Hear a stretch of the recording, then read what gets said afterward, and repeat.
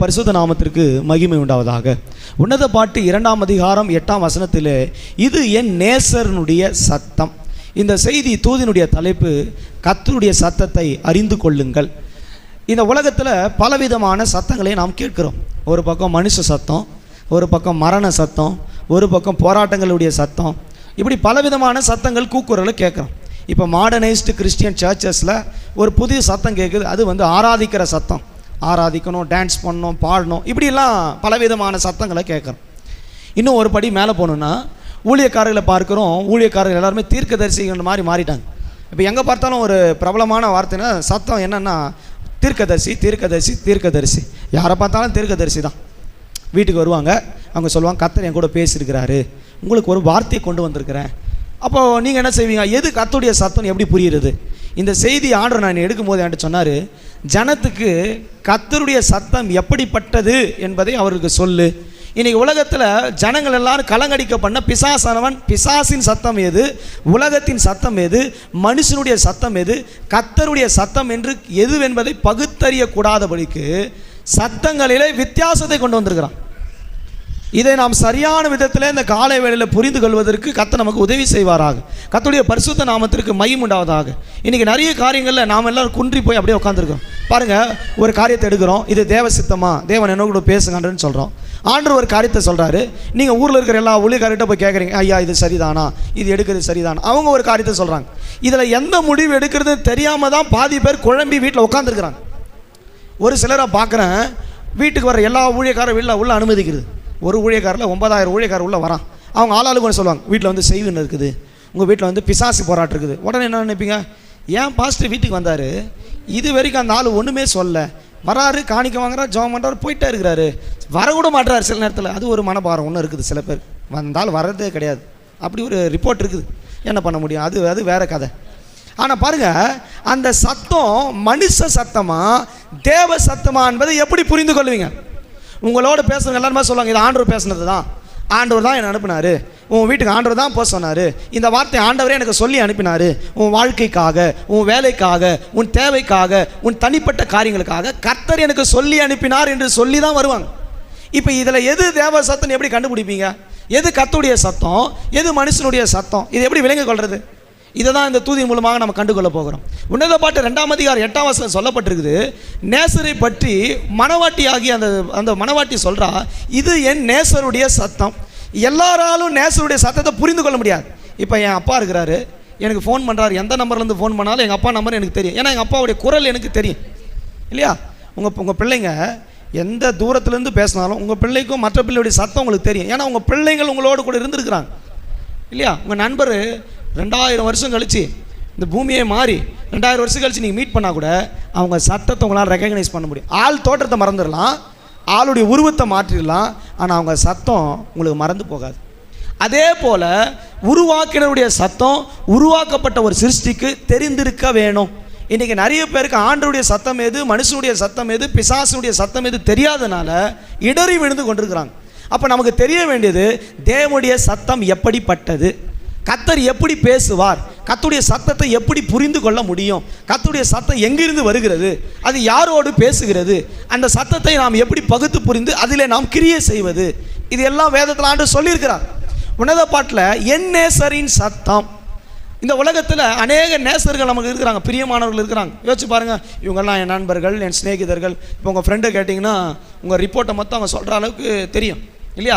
உங்கள் ஃப்ரெண்டு உங்களை ஏமாற்றுறதுக்கு வேறு நம்பர்லேருந்து ஃபோன் பண்ணால் கூட ஈஸியாக என்ன பண்ணிடுறீங்க, கண்டுபிடிச்சிடும். ஏன்னா எப்படி தெரியும்னா அவங்களுடைய சத்தம் நமக்குள்ளே பதிவாக இருக்குது. அதே போல் இந்த மணவாட்டியாகி இவள் சொல்கிறா, இது யாருடைய சத்தம்? என் நேசரின் சத்தம். தன் நேசரை பற்றி சரியான புரிதல் உள்ள ஒரு மணவாட்டி அப்படி சத்தத்தை புரிந்திருக்கிறார். அப்போ முதலாவது கர்த்தருடைய சத்தம் யாருக்கு தெரியும்னா நேசரை பற்றியதான அறிவுள்ளவர்களுக்கு தெரியும். இது எப்படிப்பட்ட நேசம் தெரியுமா? அப்படி அன்பில் அப்படியே நிற்கிற ஒரு நேசம். மணவாளன் மணவாட்டியோட, ஒரு கணவன் மனைவி எப்படியோ அப்படிப்பட்ட உறவில் தன்னை தேவனுக்குள்ளே ஒப்பு கொடுக்கிறவர்களுக்கு கர்த்தருடைய சத்தம் கேட்கிறது. உங்களுக்கு கர்த்தருடைய சத்தம் கேட்குதா? யோசிச்சு பாருங்கள். பல வருஷமாக நம்ம கிறிஸ்துவர்னு சொல்கிறோம், மனுஷன் பேசுகிற வார்த்தைக்கும் இது கர்த்தர் பேசுகிற வார்த்தைக்கும் வித்தியாசம் தெரியுதா? பகுத்து புரிய முடியுதா? முடியல. இன்றைக்கி நிறைய குழப்படி இருக்கிறதுக்கு காரணமே இது கர்த்தர் பேசுனதா, டிசிஷன் எடுக்கும் போது யோசிக்கணும், இந்த வேலை கர்த்தர் கொடுத்ததா, இந்த காரியம் கர்த்தர் கொடுத்ததானா, இந்த வாழ்க்கை கர்த்தர் கொடுத்ததானா, இது கர்த்தர் பேசுகிற சத்தமா? இந்த கேள்வியில் தான் நம்ம வண்டி ஓடிட்டு இருக்குது. ஆனால் ஆண்டவர் சொல்கிறாரு, இது என் நேசருடைய சத்தம். இந்த காலை வேளை கர்த்தர் உனக்கு ஒரு காரியத்தை சொல்லிக் கொடுக்கிறார். நேசருடைய சத்தத்தை அறிந்து கொண்டதான ஒரு சபையாய் கர்த்தர் உங்களை மாற்ற விரும்புகிறார். பாருங்க, இந்த நேசத்துக்குள்ள இருக்கிற மனவாட்டிக்கு அந்த சத்தத்தை கொடுக்கிறார். இதே 2ஆம் அதிகாரம் 4-5 வசனங்களை வாசிக்கும் போது 3-4-5 வசனங்களை வாசிக்கிறோம். அவருடைய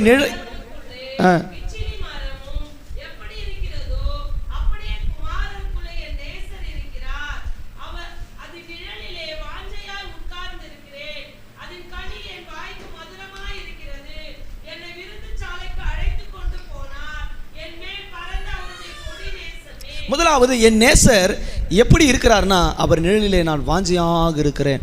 அவர் நிழலில் வாஞ்சியாக இருக்கிறவங்களுக்கு தான் அந்த சத்தம் புரியும். தேவ சமூகமே தேடாமல் தேவனுடைய மறைவில் இருக்க முடியாமல் இருக்கிறவங்களுக்கு அவர் சத்தம் புரியாது தான். இன்றைக்கி நிறைய பேர் எப்படின்னா குறி கேட்குற மாதிரி மாறிட்டோம் இல்லை? இந்த பாஸ்டர்கிட்ட ஒன்று கேட்குறது, பாஸ்டர் ஒரு அம்மா என்கிட்ட ஜெபம் பண்ண வந்தாங்க. கவனிங்க, ஒரு அம்மா என்கிட்ட ஜெபம் பண்ண வந்து ஃபோன் பண்ணுறாங்க. அவங்க ராணிப்பேட்டில் இருக்கிறாங்க, பெரிய சபையினுடைய மெம்பர்ஷிப் இருக்கிறாங்க. அந்த அம்மா ஃபோன் பண்ணி எனக்கு சொல்கிறாங்க, எனக்கு வீட்டில் ரொம்ப போராட்டமாக இருக்குது, இது செய்வினையா இல்லை சூனியமா இல்லை பிசாசா எனக்கு சொல்லுங்கள். என்ன சொல்லுங்கள்? அப்புறம் சூனியமானு சொல்லுங்கள் எனக்கு சொல்கிறாங்க.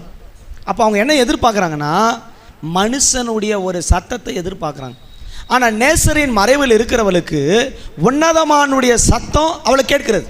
இன்றைக்கி உன்னதமானவருடைய மறைவுக்குள்ளே இருக்கிறவர்களுக்கு அவருடைய சத்தத்தை அவரே கொடுக்கிறார். ஏதோ மனுஷன் வந்து ஒரு ஆலோசனை சொல்லி மனுஷன் கொடுக்குற சத்தம் அல்ல. தேவன் முகமுகமாக உன்னதமானவருடைய நேசத்துக்குள்ளே சோகமாக இருக்கிற ஒரு கூட்டத்திற்கு தேவன் அந்த மறைவுக்குள்ளே இருக்கிற மனவாட்டிக்கு அவர் தம்முடைய சத்தத்தை வெளிப்படுத்துகிறார். எல்லாரும் தேவ சத்தத்தை கேட்குற மாதிரியா இருந்தால் அந்த உலகத்தில் எல்லாரும் மனம் மாறிடுவாங்க. அப்படி தானே? இந்த உலகத்தில் எல்லாம் பாவம் செய்கிறோம், எல்லாருக்கும் ஆண்டோடைய சத்தம். இப்போ நீங்கள் உட்காந்துட்டே இருக்கிறீங்க, பாவம் செய்ய போகிறப்ப சகோதரியே நீ பாவம் செய்யாத அப்படின்னு ஆண்டு சொன்னார்னா நீ பாவம் செய்வீங்களா? செய்ய மாட்டேங்க. ஆனால் எல்லாருக்கும் அந்த சத்தத்தை கொடுக்கறது இல்லை. தேவனுடைய சத்தம் யாருக்கு கேட்குதுன்னா, தன்னுடைய உத்தமையாக இருக்கிற மனவாட்டியின் சபைக்கு, மனவாட்டிக்கு, அவருடைய நிழலிலே வாஞ்சையாக இருக்கிற கூட்டத்துக்கு தம்முடைய சத்தத்தை கேட்க பண்ணுகிறார். இரவும் பகலும் நேசர் எப்படி இருக்கிறார், என் நேசர் எங்கே இருக்கிறார், வீதியில் இருக்கிறாரா, படுக்கரையில் இருக்கிறாரா, தெருக்கரையில் இருக்கிறாரா, அப்படி தேடி நேசர் மேலே சோகமாக இருந்து வாஞ்சிக்கிற ஒரு கூட்டத்துக்கு கர்த்தருடைய சத்தம் கேட்கிறது. விரும்புகிறவங்கள பாருங்களேன், அவங்கள ஃபோன் பேசிட்டே இருக்கிறாங்க, மணிக்கணக்காக பேசுகிறாங்க. அதே சத்தம் தான், அதே கேட்ட சத்தம் தான், திரும்ப திரும்ப திரும்ப திரும்ப திரும்ப. ஏன்னா அது நேசருடைய சத்தம். இந்த உலகத்தில் நமக்கு புரியாத அறியாத ஒரு சத்தம் இருக்கிறது, அது நம்முடைய தேவனுடைய நேசரினுடைய சத்தம். உனக்கு இந்த காலவேளை கர்த்தர் சொல்லுற அந்த சத்தத்தை நீ அறிந்து கொள்வாயாக. 5ஆம் வசனத்தில் வாசிக்கும் போது அவருடைய நேசத்தினால் நான் சோகமடைந்தேன். அப்போது அவளுக்கு ஏன் இந்த சத்தம் கேட்டுச்சுன்னா, அப்படி நேசமான மறைவுக்குள்ளே தன்னை வைத்திருக்கிறார். இன்றைக்கி இந்த காலவேளை கர்த்தர் உங்களை பார்த்து சொல்கிறாரு, இந்த உன்னதமானுடைய சத்தம் உனக்கு கேட்கப்பட வேண்டும். நேசருடைய சத்தத்தை அறிந்து கொள்ளுங்கள். அதனால தான் பரலோகம் இயேசு கிறிஸ்து ஞானஸ்தானம் பெறும்போது நாம் வேதத்தில் வாசித்து பாருங்கள். நாம் வாசிக்கிறோம், அங்கே என்ன வாசிக்கிறோம்? மத்தேயு 3ஆம் அதிகாரம் 16-17 வசனங்களை வாசிக்கும் போது அங்கே இவர் என் நேசகுமார்,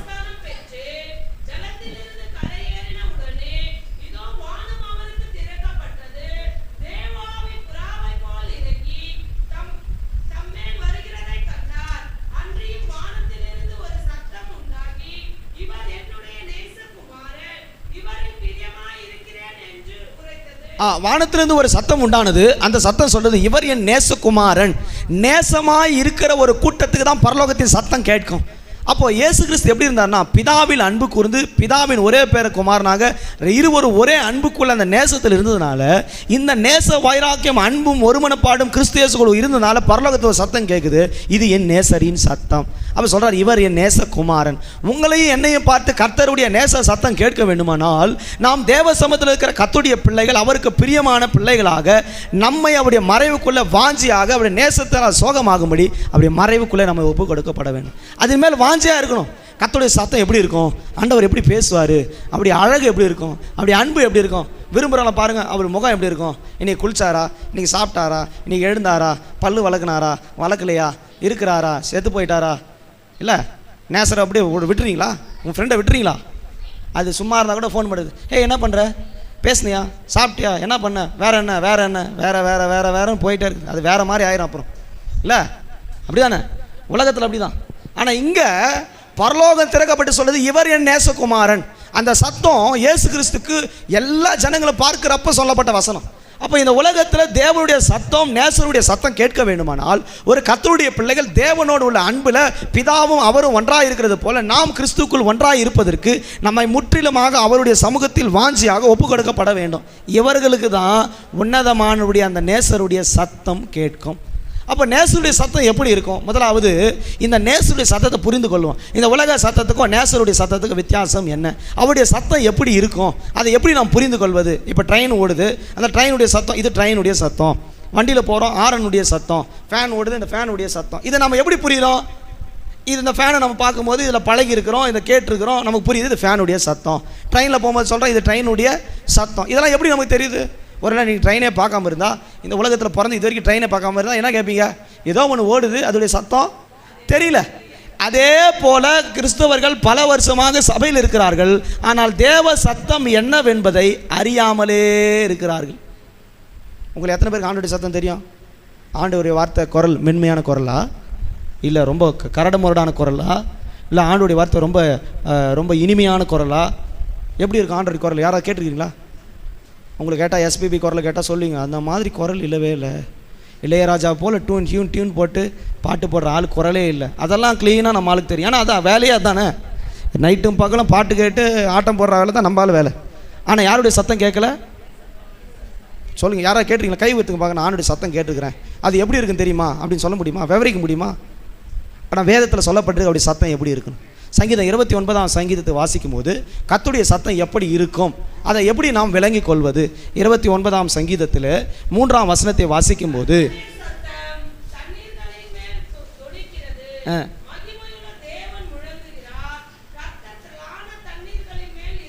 அப்போ கர்த்தர் எங்கே இருக்கிறார்னா ஜலத்தின் மேல் இருக்கிறார். தண்ணீர் என்பது ஜனத்தை காண்பிக்கிறது. திரளான ஜனங்கள் மேலே அவருடைய சத்தத்தை தொனிக்க பண்ணுகிறார். இந்த 29 முதலாம் வசனத்தில் வாசிக்கும் போது பொல்லாங்கான ஒரு கூட்டத்துக்கு இந்த வசனம் சொல்லப்பட்டது. முதலாம் வசனம் வாசி பாருங்க. பலவான்களுடைய புத்திரரே கர்த்தருடைய மகிமையும் கர்த்தருக்கே மகிமையும் வல்லமையும் செலுத்துங்கள். அப்போ கர்த்தருக்கே மகிமையும் வல்லமையும் செலுத்தாத ஒரு கூட்டம் இருக்குது. அந்த கூட்டத்துக்கு சொல்கிறாரு கர்த்தருடைய சத்தம் எப்படிப்பட்டது. அவங்க பலவான்கள் தான், பராக்கிரமசாலிகள் தான். ஆனால் அந்த பராக்கிரமும் வல்லமை உள்ள உலகத்தில் இருக்கிற பலவான்களுக்கு கர்த்தர் சொல்கிறாரு, உலகத்துலையும் பெரிய ஆளாக இருக்கலாம், மாம்சத்தில் பெரிய ஆளாக இருக்கலாம், கர்த்தருடைய சத்தம் எப்படி இருக்கும் உனக்கு தெரியுமா? இதோ நான் சொல்லுகிறேன் என்று சங்கீதத்தில் சொல்லப்பட்டிருக்கு. பலவான்களுடைய புத்திரரே கர்த்தருக்கே மகிமையை செலுத்துங்கள், கர்த்தருக்கே அதை செலுத்துங்கள் என்று மறுபடியும் சொல்லுகிறார். அப்போ அந்த வசனம் கர்த்தருக்கு மகிமை செலுத்தாத ஒரு கூட்டத்துக்கு கர்த்தருடைய சத்தம் ஒருபோதும் கேட்கப்பட மாட்டாது. இன்றைக்கி நாம் எல்லாம் யாரை மகிமைப்படுத்த வந்திருக்கிறோம்? கர்த்தரை மகிமைப்படுத்த வந்திருக்கிறோம். இந்த ஜனத்தை எனக்கென்று ஏற்படுத்த இவர்கள் என் துதியை சொல்லிவர், அவர் நாமத்தை உயர்த்தி மகிமைப்படுத்த அப்பா பிதாவேன்னு கூப்பிட்டு மகிமைப்படுத்தி கொண்டிருக்கிறோம். அப்போ கர்த்தருடைய சத்தம் எங்கே இருக்குதுன்னா, முதலாவது தண்ணீர்கள் மேல் இருக்கிறது. இது எதை காண்பிக்கிறது? இது ஜலமாகிய ஜனத்தை காண்பிக்கிறது. திரளான தண்ணீர்கள் மேல் தொனிக்கிறது. அப்போ ஒரு கூட்டமான ஜனம், கர்த்தரை அறிந்திருக்கிறதான ஜனம், அந்த ஜனத்தின் மேலே கர்த்தர் அந்த சத்தத்தை முழங்க பண்ணுகிறார். இதை நாம் ஆதியாகமத்திலே வாசிக்கும் போது இதே வசனங்களை நாங்கள் குறிப்பிட்டிருக்கிறதை வாசிக்க முடியும். ஆதியாகமம் 1ஆம் அதிகாரம் 2ஆம் வசனத்தை வாசிக்கும் போது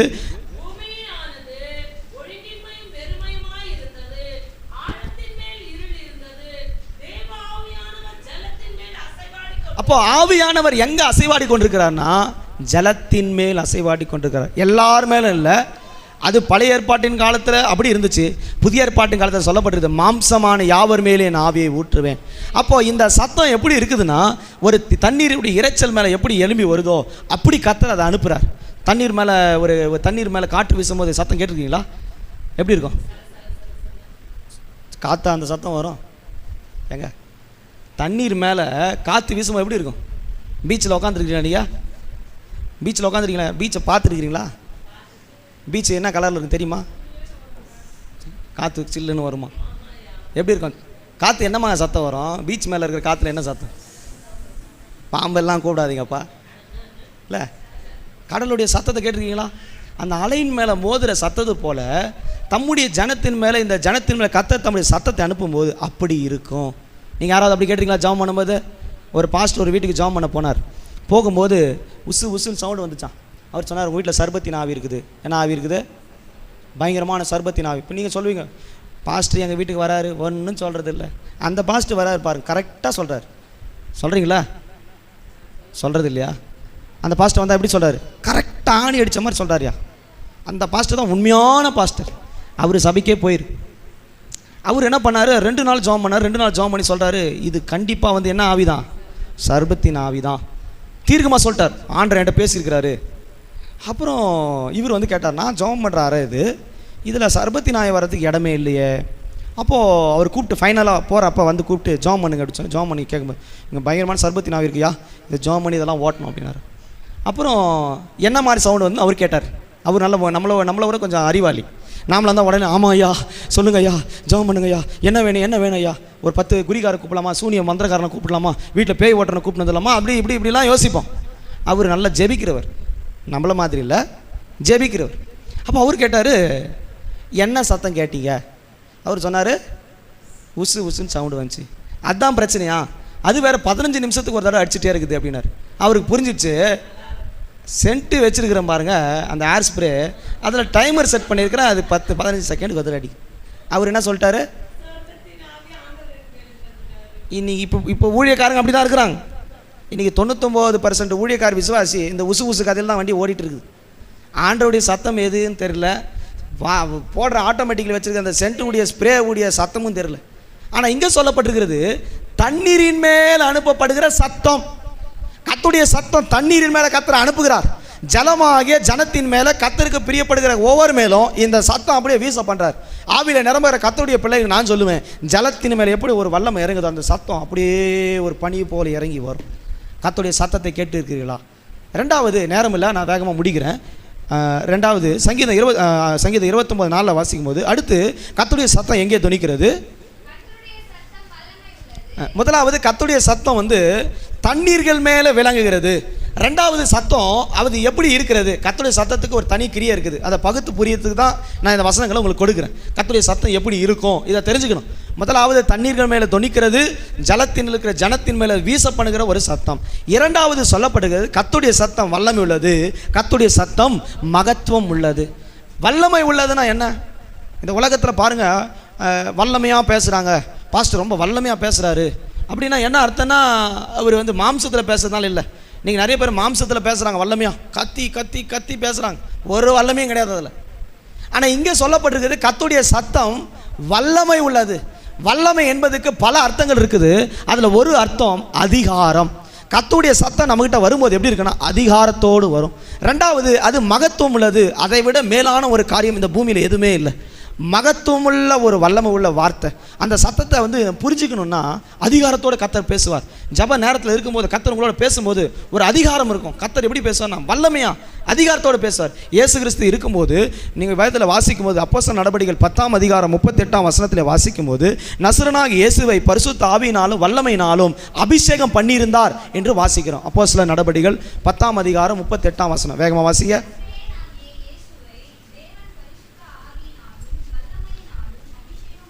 நசரனாகிய இயேசுவை எப்படி அபிஷேகம் பண்ணியிருந்தார்னா வல்லமையினாலும் பரிசுத்த ஆவியினாலும் அபிஷேகம் பண்ணியிருந்தார். அப்போ அவரிடத்துல இந்த புறப்படுகிற வல்லமைக்கு அதிகாரம் உண்டு. அப்போ கர்த்தர் உங்களோடு பேசுகிறாரு, கர்த்தருடைய வார்த்தையாக இருந்தால் அந்த கர்த்தருடைய வசனத்துக்குள்ளே என்ன இருக்குதுன்னா அதிகாரம் இருக்கும். இன்னைக்கு உங்கள்கிட்ட பேசும்போது அதிகாரத்தோடு பேசுகிறாங்கன்னா, என்ன ரொம்ப அதிகாரமாக பேசுறிய, என்ன என்கிட்ட வந்து அதிகாரம் பண்ணுறிய கேட்குறோம்ல, கேட்குறோமா இல்லையா? மனுஷங்கிட்ட சொல்கிறோம், என்ன என் மேலே ரொம்ப அதிகாரமாக பேசுகிறேன், என்ன உனக்கு எப்படி இந்த அதிகாரம் வந்துச்சு கேட்குறோம். ஆனால் இந்த அதிகாரம் பரிசுத்த ஆவியினாலும் வல்லமையினாலும் பிதாவானவர் அவருக்குள்ளே கொடுத்ததான ஒரு அதிகாரம். கர்த்தருடைய சத்தம் என்பது தண்ணீர் மேலே தொனிக்கிறது. கர்த்தருடைய சத்தம் என்பது வல்லமையும் மகத்துவம் உள்ளது. அதுக்கு ஒரு அதிகாரத்தை கர்த்தர் வைத்திருக்கிறார். கர்த்தருடைய அதிகாரமுள்ள வார்த்தையின் சத்தத்தை கேட்டிருக்கிறீர்களா? உங்கள் வாழ்க்கையில் கர்த்தருடைய சத்தத்தின் வல்லமை புரிந்திருக்கிறீர்களா? கர்த்தர் எப்படி தெரியுமா பேசுவார்? வாசிச்சு பாருங்க. லூக்கா 4ஆம் அதிகாரம் 36ஆம் வசனத்தில் வாசிக்கும் போது அந்த ஜெப ஆலயத்தில் பிசாசுக்கு கட்டளை கொடுக்கிறார், இவனை விட்டு இப்போது போ என்று சொன்ன உடனே அந்த சத்தத்தை கேட்ட உடனே அந்த அதிகார வார்த்தைக்கு பிசாசுகள் நடுநடுங்கி ஓடி போனது. லூக்கா 4ஆம் அதிகாரம்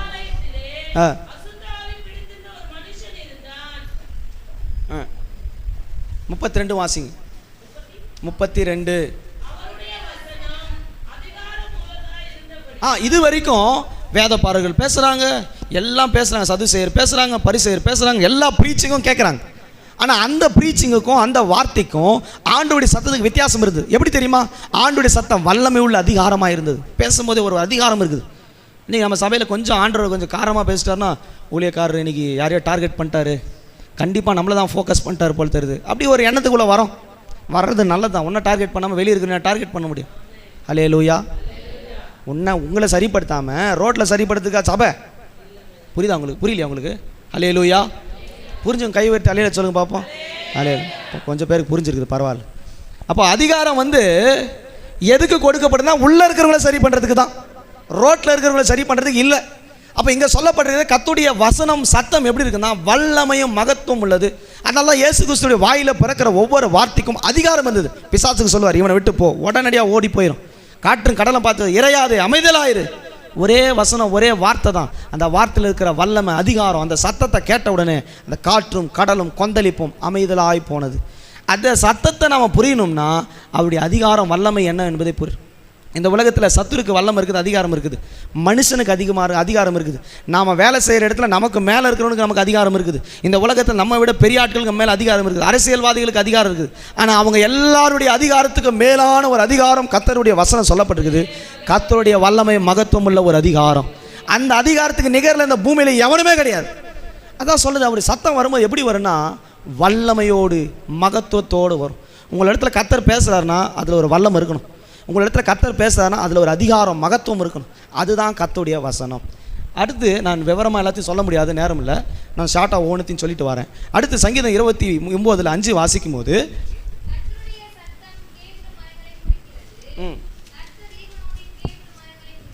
கவனிங்க, இந்த கேதுரு மரத்துக்கு தனி விசேஷம் இருக்கிறதை நாம் வேதத்தில் வாசிக்கிறோம். எல்லா மரம் இருக்குது, ஆனால் இந்த கேதுரு மரம் ரொம்ப விசேஷமான மரம். இது எல்லா இடத்துலையும் இருக்கிறது இல்லை.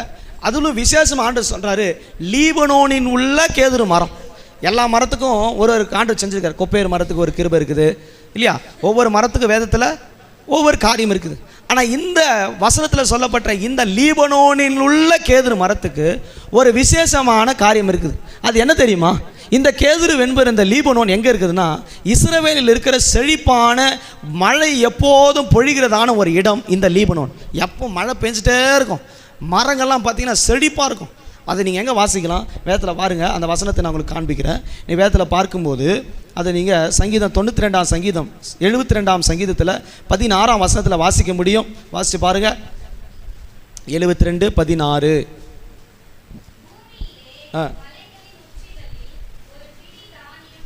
இல்லை, சங்கீதம் 72:16 தானே? வாசிங்க.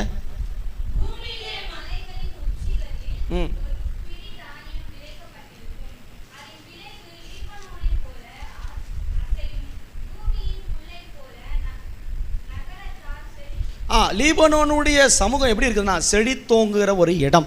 அந்த லீபனோனில் கேதுரு கர்த்தர் அதை முறிக்கிறார். ஏன் தெரியுமா முறிக்கிறாரு? இது நியாய தீர்ப்பின் சத்தம்.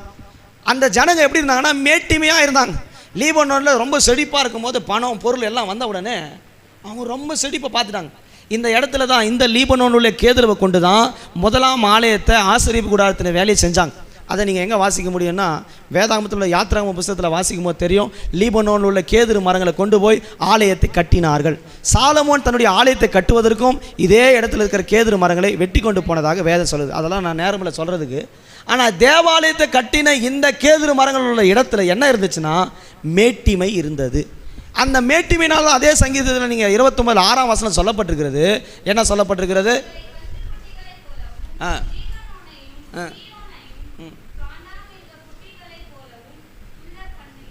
அது எப்படி இருக்குதுன்னா அந்த கேதுரு மரங்களை ஆண்டவர் அதை அசைய பண்ணுறார். அந்த கேதுரு மரங்கள் கர்த்தருக்கு பிரியமானது தான். கர்த்தர் பயன்படுத்துகிறதுக்கு கர்த்தருடைய ஆலயத்தை கட்டுவதற்கு பயன்பட்ட மரம் தான். ஆனால் அந்த மரம் இப்போ என்ன செய்யுதுன்னா தன்னை மேட்டிமை ஆக்கினது. ஏசியாவில் வாசிக்கும் போது 2ஆம் அதிகாரம் 12-13 வசனங்களை வாசிக்கும் போது இந்த லீபனோன் உள்ள கேதுரு மரங்கள் எப்படிப்பட்டதுன்னா மேட்டிமை ஆயின என்று வாசிக்கிறோம். 12ஆம் வசனத்தை சத்தமாக வாசிக்க. எல்லாம் தாழ்த்தப்படும் பொருட்டு நாளானது பெருமையும் மேட்டிமையுமானவை எல்லாவற்றின் மேலும் உயர்ந்தவை எல்லாவற்றின் மேலும் லீபனோன் உள்ள உயரமும்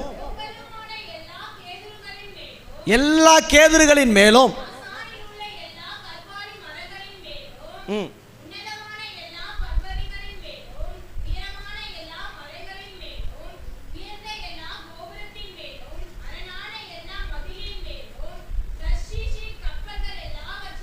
போதும் பாருங்க, இத்தனைக்குள்ள என்ன இருந்துச்சு தெரியுமா?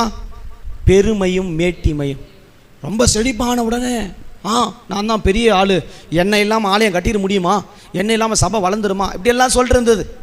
அப்படி மேட்டிமையாக இருக்கிறதுக்கு கர்த்தர் நியாய தீர்ப்பின் சத்தத்தை கொண்டு வந்தார். கேதுரு மரங்களை முறிக்கும்படி செய்தார். முதல்ல நான் சொன்னேன், கர்த்தருடைய சத்தம் தண்ணீர்கள் மேல் இறைக்கிறதாக இருக்கிறது.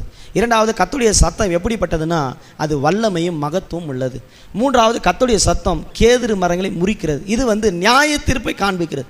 அப்படி சொல்லும் போது ஒரு அந்த வசனம் ஒரு நியாயம் தீர்க்கும். நீ தப்பு பண்ணியிருக்கிற, நீ பெருமை பாராட்டிருக்கிற, நீ கர்த்தருக்கு விரோதமாக பேசு. அந்த வசனம் வரும்போது உங்களை ஒன் ஷாட்டில் தொடும். நீங்கள் அபிஷேகத்தை நிரம்பிட்டு ஆண்டு சொல்வார், உனக்குள்ள இருக்கிற பாவம் இது. இதை நியாய தீர்ப்பை பற்றி சுட்டு எரிக்கிற அந்த சத்தம் தான் தேவனுடைய சத்தம். உங்களுக்கு கேட்டிருக்குதா அப்படி ஒரு சத்தம்? ஜபம் பண்ணும்போது இந்த பாவத்தை செஞ்சுருக்கிற, பாவம் செஞ்சுட்டு ஜாம் பண்ணுறிய, கேட்டிருக்குதா? எத்தனை பேர் கேட்டிருக்குது? பாருங்கள், சில பேர் ஜாம் பண்ணுவாங்க, அப்படியே செத்து போன மாதிரியே ஜாம் பண்ணிட்டே இருப்பாங்க. செத்து போன மாதிரியே ஜாம் பண்ணுவாங்க. பார்த்துருக்கீங்களா இல்லையா? எப்படி ஜாம் பண்ணுவாங்க தெரியுமா? சில பேர் ஜாம் பண்ணுறது பார்த்துருக்குறேன். அப்படி ஜாம் பண்ணுவாங்க, அப்படியே தலை கீழே போயிடும். அடுத்த 5 நிமிஷத்தில் மேலே பெட்ஷீட் வந்துடும், அப்படியே அண்டர் கிரவுண்டுக்கு போய்ட்டு வர்றார். ஜபமே இப்போ அப்படி தான் நடக்குது. ஆனால் வசனம் சொல்லுது, இந்த கர்த்தருடைய சமூகத்தில் இருக்கிற இந்த மேட்டிமையான இந்த கேதுருவை கர்த்தர் முறியடிக்கும்படி நியாய தீர்ப்பை சத்தம் கேட்டுச்சு. கர்த்தருடைய சத்தம் என்பது நியாய தீர்ப்புக்கு நேரம் கொண்டு போகும். கர்த்தருடைய சத்தத்தில் பல வல்லமைகள் இருக்குது. அதில் ஒன்று, நமக்குள்ளே இருக்கிற குறைகளை சுட்டி காண்பிக்கிறது. இன்றைக்கி உங்கள் குறைவை ஆண்டை சுட்டி காண்பிக்கிற சத்தம் கேட்குது அவங்க காதில். ஜபம் பண்ண உட்காரும் போது, சபைக்கு வரும்போது, வார்த்தை மூலமாக கர்த்தர் உங்களை சந்தித்து, நீ இந்த குறைவோடு வந்திருக்கிற, நீ இந்த காரியத்தில் குறைவாக இருக்கிற, இதுதான் கர்த்தருடைய சத்தம்.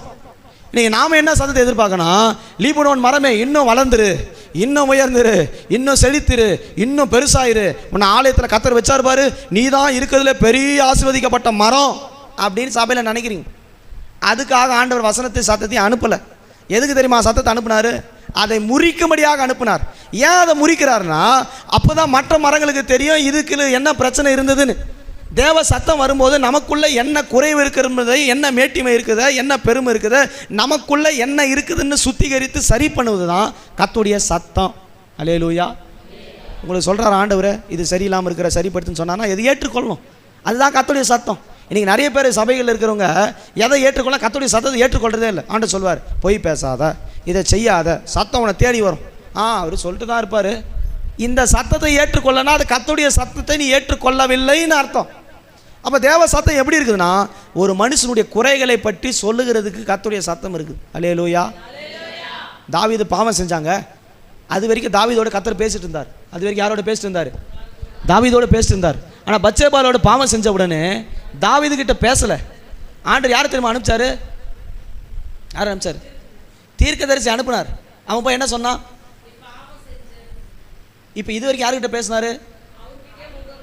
தாவீதோடு பேசிட்டு இருந்தார். தாவீது யுத்தம் பண்ணுவான், எல்லாவற்றுக்கும் விசாரிப்பான், இல்லை போட்டோமா ஆண்டர்கிட்ட கேட்பான்.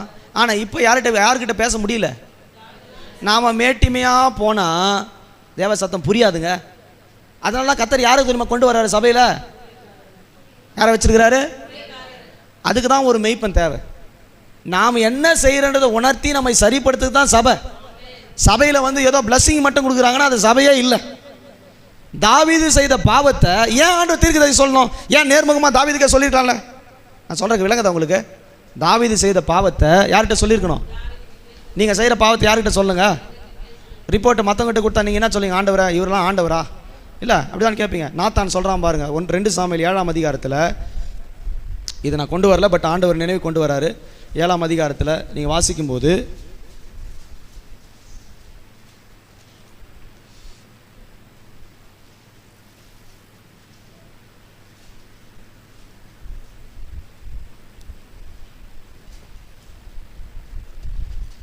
பாருங்க, அங்கே அவன் பத்சேபாளோடு பாவம் செய்த பின்பு கர்த்தர் அந்த தீர்க்கதரிசியை அனுப்பி அவனுக்கு அந்த காரியத்தை சொல்லுகிறதை குறித்து நாம் வாசிக்கிறோம்.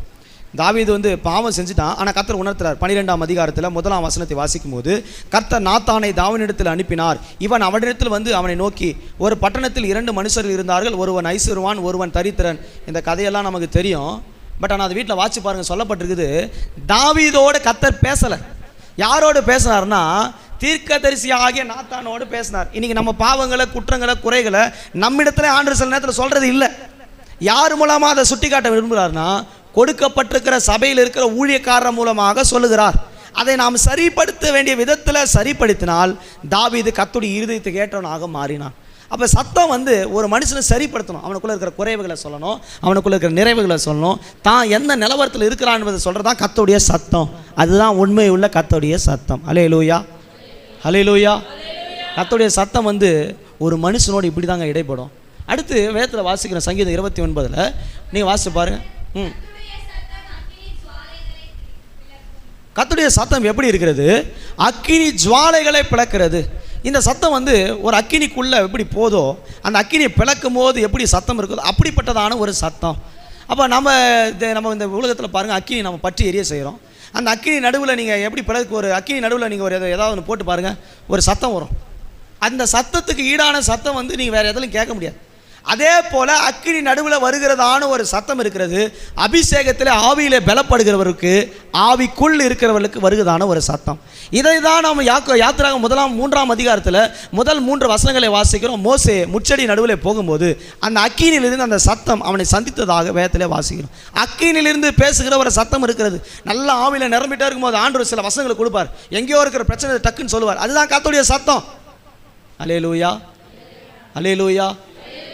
நீங்கள் ஜெபம் பண்ணிட்டே இருப்பீங்க, ஆவியில் நிரம்பிட்டே இருப்பீங்க, திடீர்னு ஒரு வசனம் மனதில் போடுவார். அதுதான் கர்த்தருடைய சத்தம். நாம் என்ன நினைக்கிறோம்னா அது நம்ம ஏற்கனவே படித்த வசனம் போல், நம்ம ஏற்கனவே சிந்திச்சு வச்சோம் போல். சிந்திச்சு வச்சதும் சில நேரம் வரும். ஆனால் அபிஷேகத்தில் நிரம்பருக்கு தான் சுய நினைவு இல்லாது போகிற அளவுக்கு அந்த அக்கினி இறங்கும் போது அந்த சத்தம் அவனோடு கூட இடைப்படுகிறதாக இருக்குது. இதுதான் கர்த்தருடைய சத்தம். அடுத்து வாசிக்கும் போது வேற என்ன சத்தம் சொல்லப்பட்டிருக்கிறது?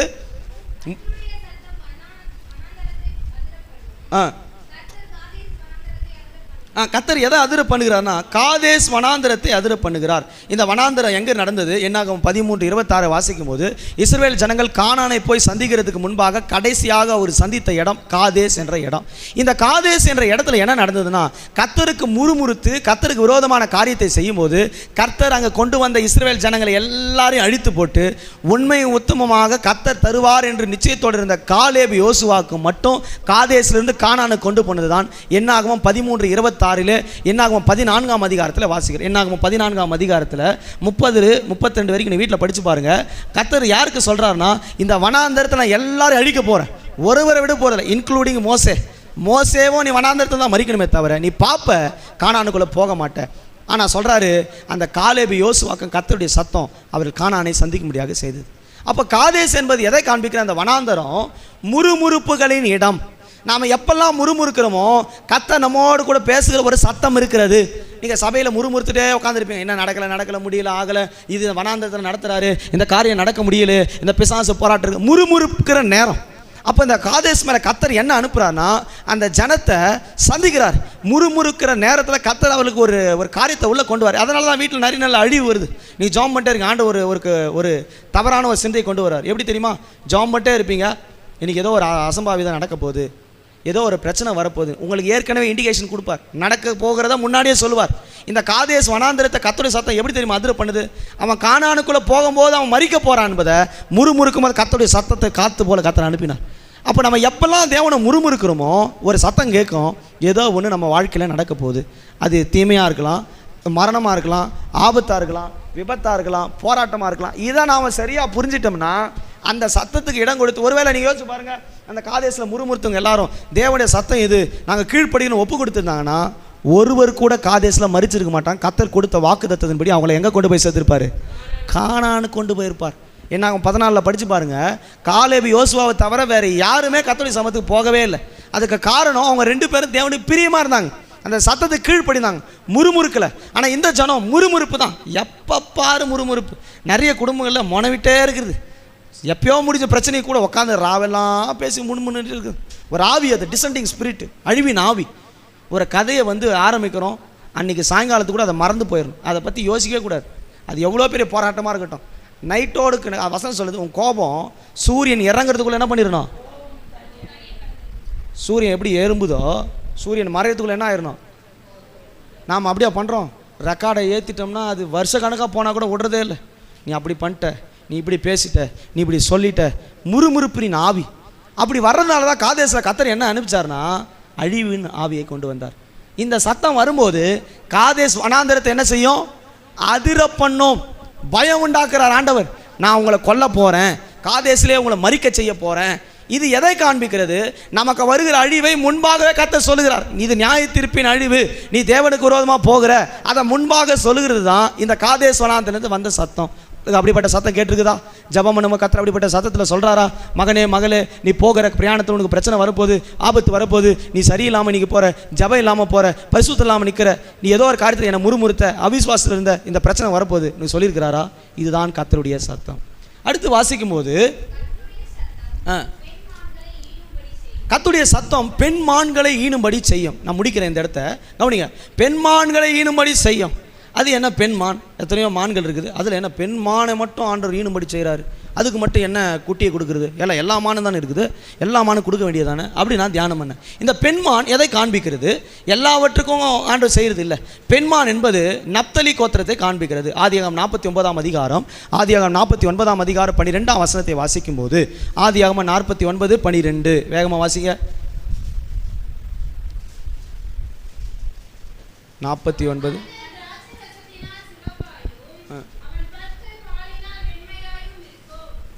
அப்படியா? 49:12 நப்தலி பற்றி இல்லையா? வசியா. அப்போது நப்தலி பற்றி சொல்லப்பட்டிருக்குது. அவன் ஒரு பெண்மான். அவன் எப்படி இருக்கிறான் தெரியுமா? தேவ சமூகத்தில் அவனை குறித்து சொல்லப்பட்டிருக்கிறது 21வது வசனம். 40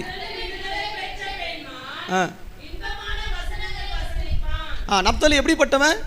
பெண்மான். யாக்கோபுக்கு அநேக பிள்ளைங்க இருந்தாங்க, அதில் ஒருவன் இந்த நப்தலி. நப்தலி யுத்த வீரன், ரொம்ப பராக்கிரமான சாலி. ஆனால் அவனை குறித்து வேதம் சொல்லுது ஒரு பெண்மான். அவனை குறித்து சொல்லுது இன்பமான வசனங்களை வசனிக்கிறவன். நப்தலிக்கு வசனங்களை இன்பமாக பேசுகிற ஒரு அனுபவம் இருந்தது.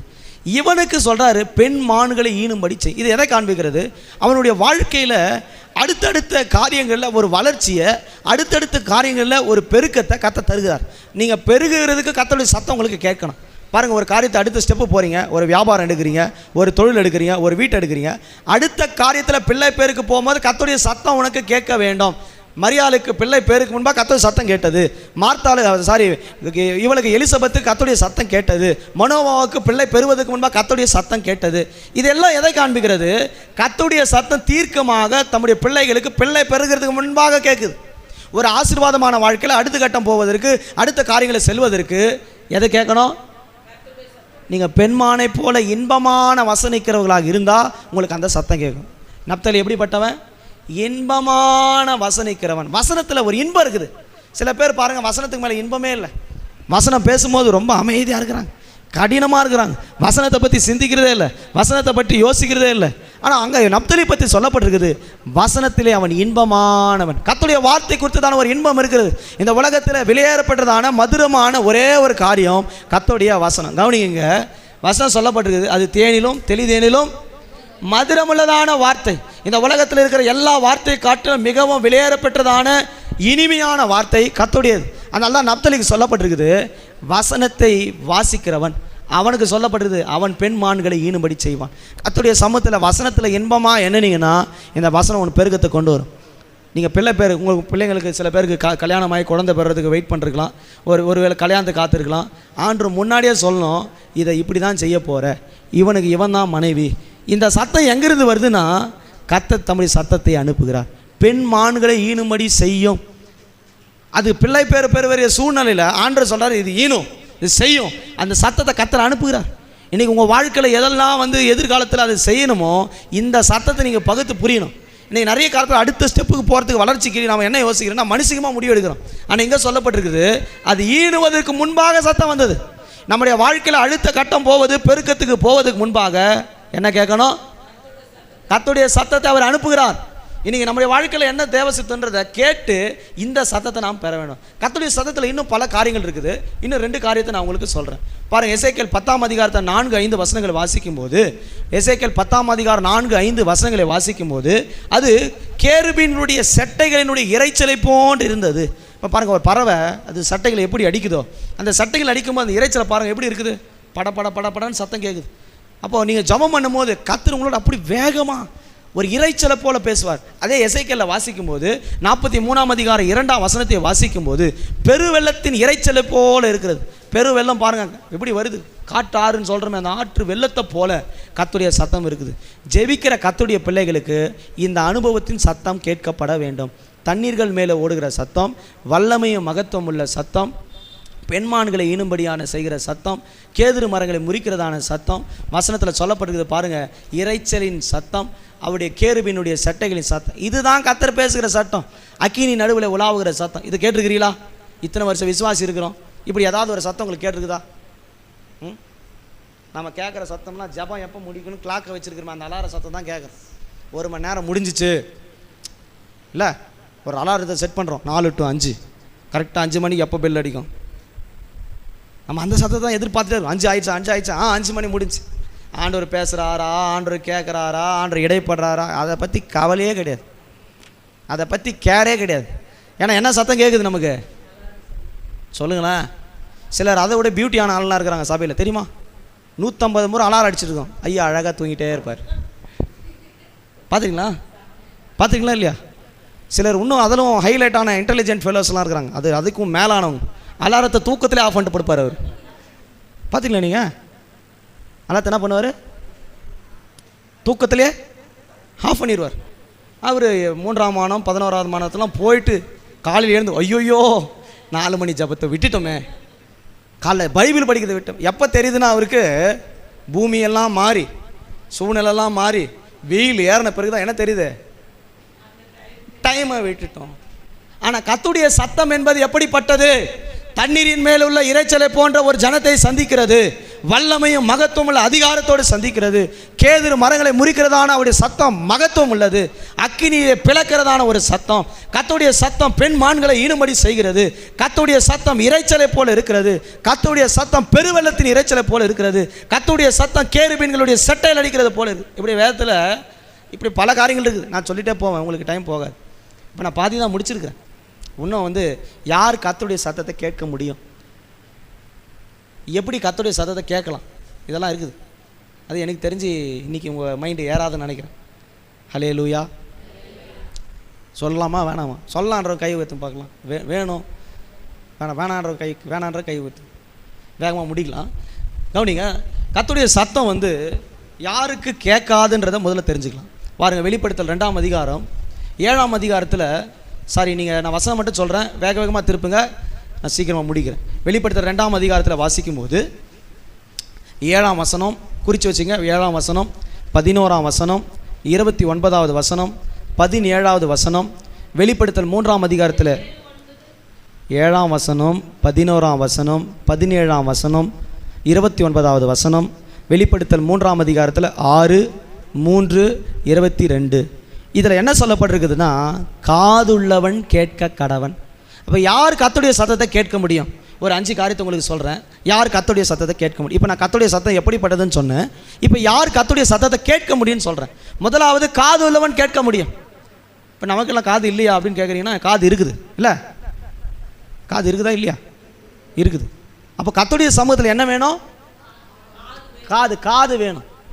என்ன வேணும்? ஆமாம். வெளிப்படுத்தல வாசிக்கிறோம். இது யாருக்கு சொன்னார்னா, ரோட்டில் இருக்கிறவங்களுக்கு சொல்ல, 7 சபைக்கு எழுதுகிற கடிதத்தில் சொல்கிறாரு. எபேசு, தியத்தீரா, சிமிர்னா, பெர்கமு, பிலதெல்பியா, இப்படி லவோதிக்கா, ஒவ்வொரு சபைக்கு சொல்லும் போது சொல்கிறாரு காது உள்ளவன். 7 சபைக்கும் சொல்கிறாரு, காது இருந்தால் என்ன பண்ணு, கேளு. அப்போ கர்த்தருடைய சத்தம் யாருக்கு கேட்குதுன்னா, தான் இருதயத்தை திறந்து கொடுத்து கர்த்தருடைய சமூகத்தில் இருக்கிறவன் தான் கேட்கும். காது இல்லாதவனு கர்த்தருடைய சமூகத்தில் சத்தம் கேட்காது. சில காதுக்கு எதுவுமே கேட்காது, டம்மி காது அது. சில காதுக்கு என்ன கேட்காது, அதுதான் சொல்கிறாங்க. செவடங்காதில் என்ன ஊதுறாங்க, சங்கு ஊதுறாங்க. அதுக்கு என்ன தான் பிரசங்கம் பண்ணு கேட்கவே கேட்காது. ஏன்னா அப்படிப்பட்ட இன்டெலிஜென்ட்டான ஒரு அறிவு நமக்குள்ளே இருக்குது இல்லை? ரொம்ப அறிவான ஆட்கள் நம்ம எல்லாம். கர்த்தர் பேசிட்டே இருப்பார். அவர் பேசணும் பேசா கட்டி போட்டோம் அப்படி போனோன்னா செவிட்டு ஆவிக்கு என்ன பண்ணாது, எது கேட்காது, பேசுவாரா? கர்த்தர் பேசிட்டே இருக்கிறார். நீங்கள் பண்ணி கிளம்பி வீட்டுக்கு போகிறீங்கன்னா கேட்குமா? ஜாம் பண்ணி காத்திருக்கிறதே இல்லை. அப்படியே நேரம் சம்மதம் முடிச்சு ஆமே நல்லையா டைம் முடிச்சு ஓடு, வேகமாக ஓடு, பஸ்ஸை பிடி, காரை பிடி, லாரியை பிடி ஓடணுன்னா எது கேட்காது? என்ன கேட்காது? கர்த்தருடைய சத்தம் கேட்காது.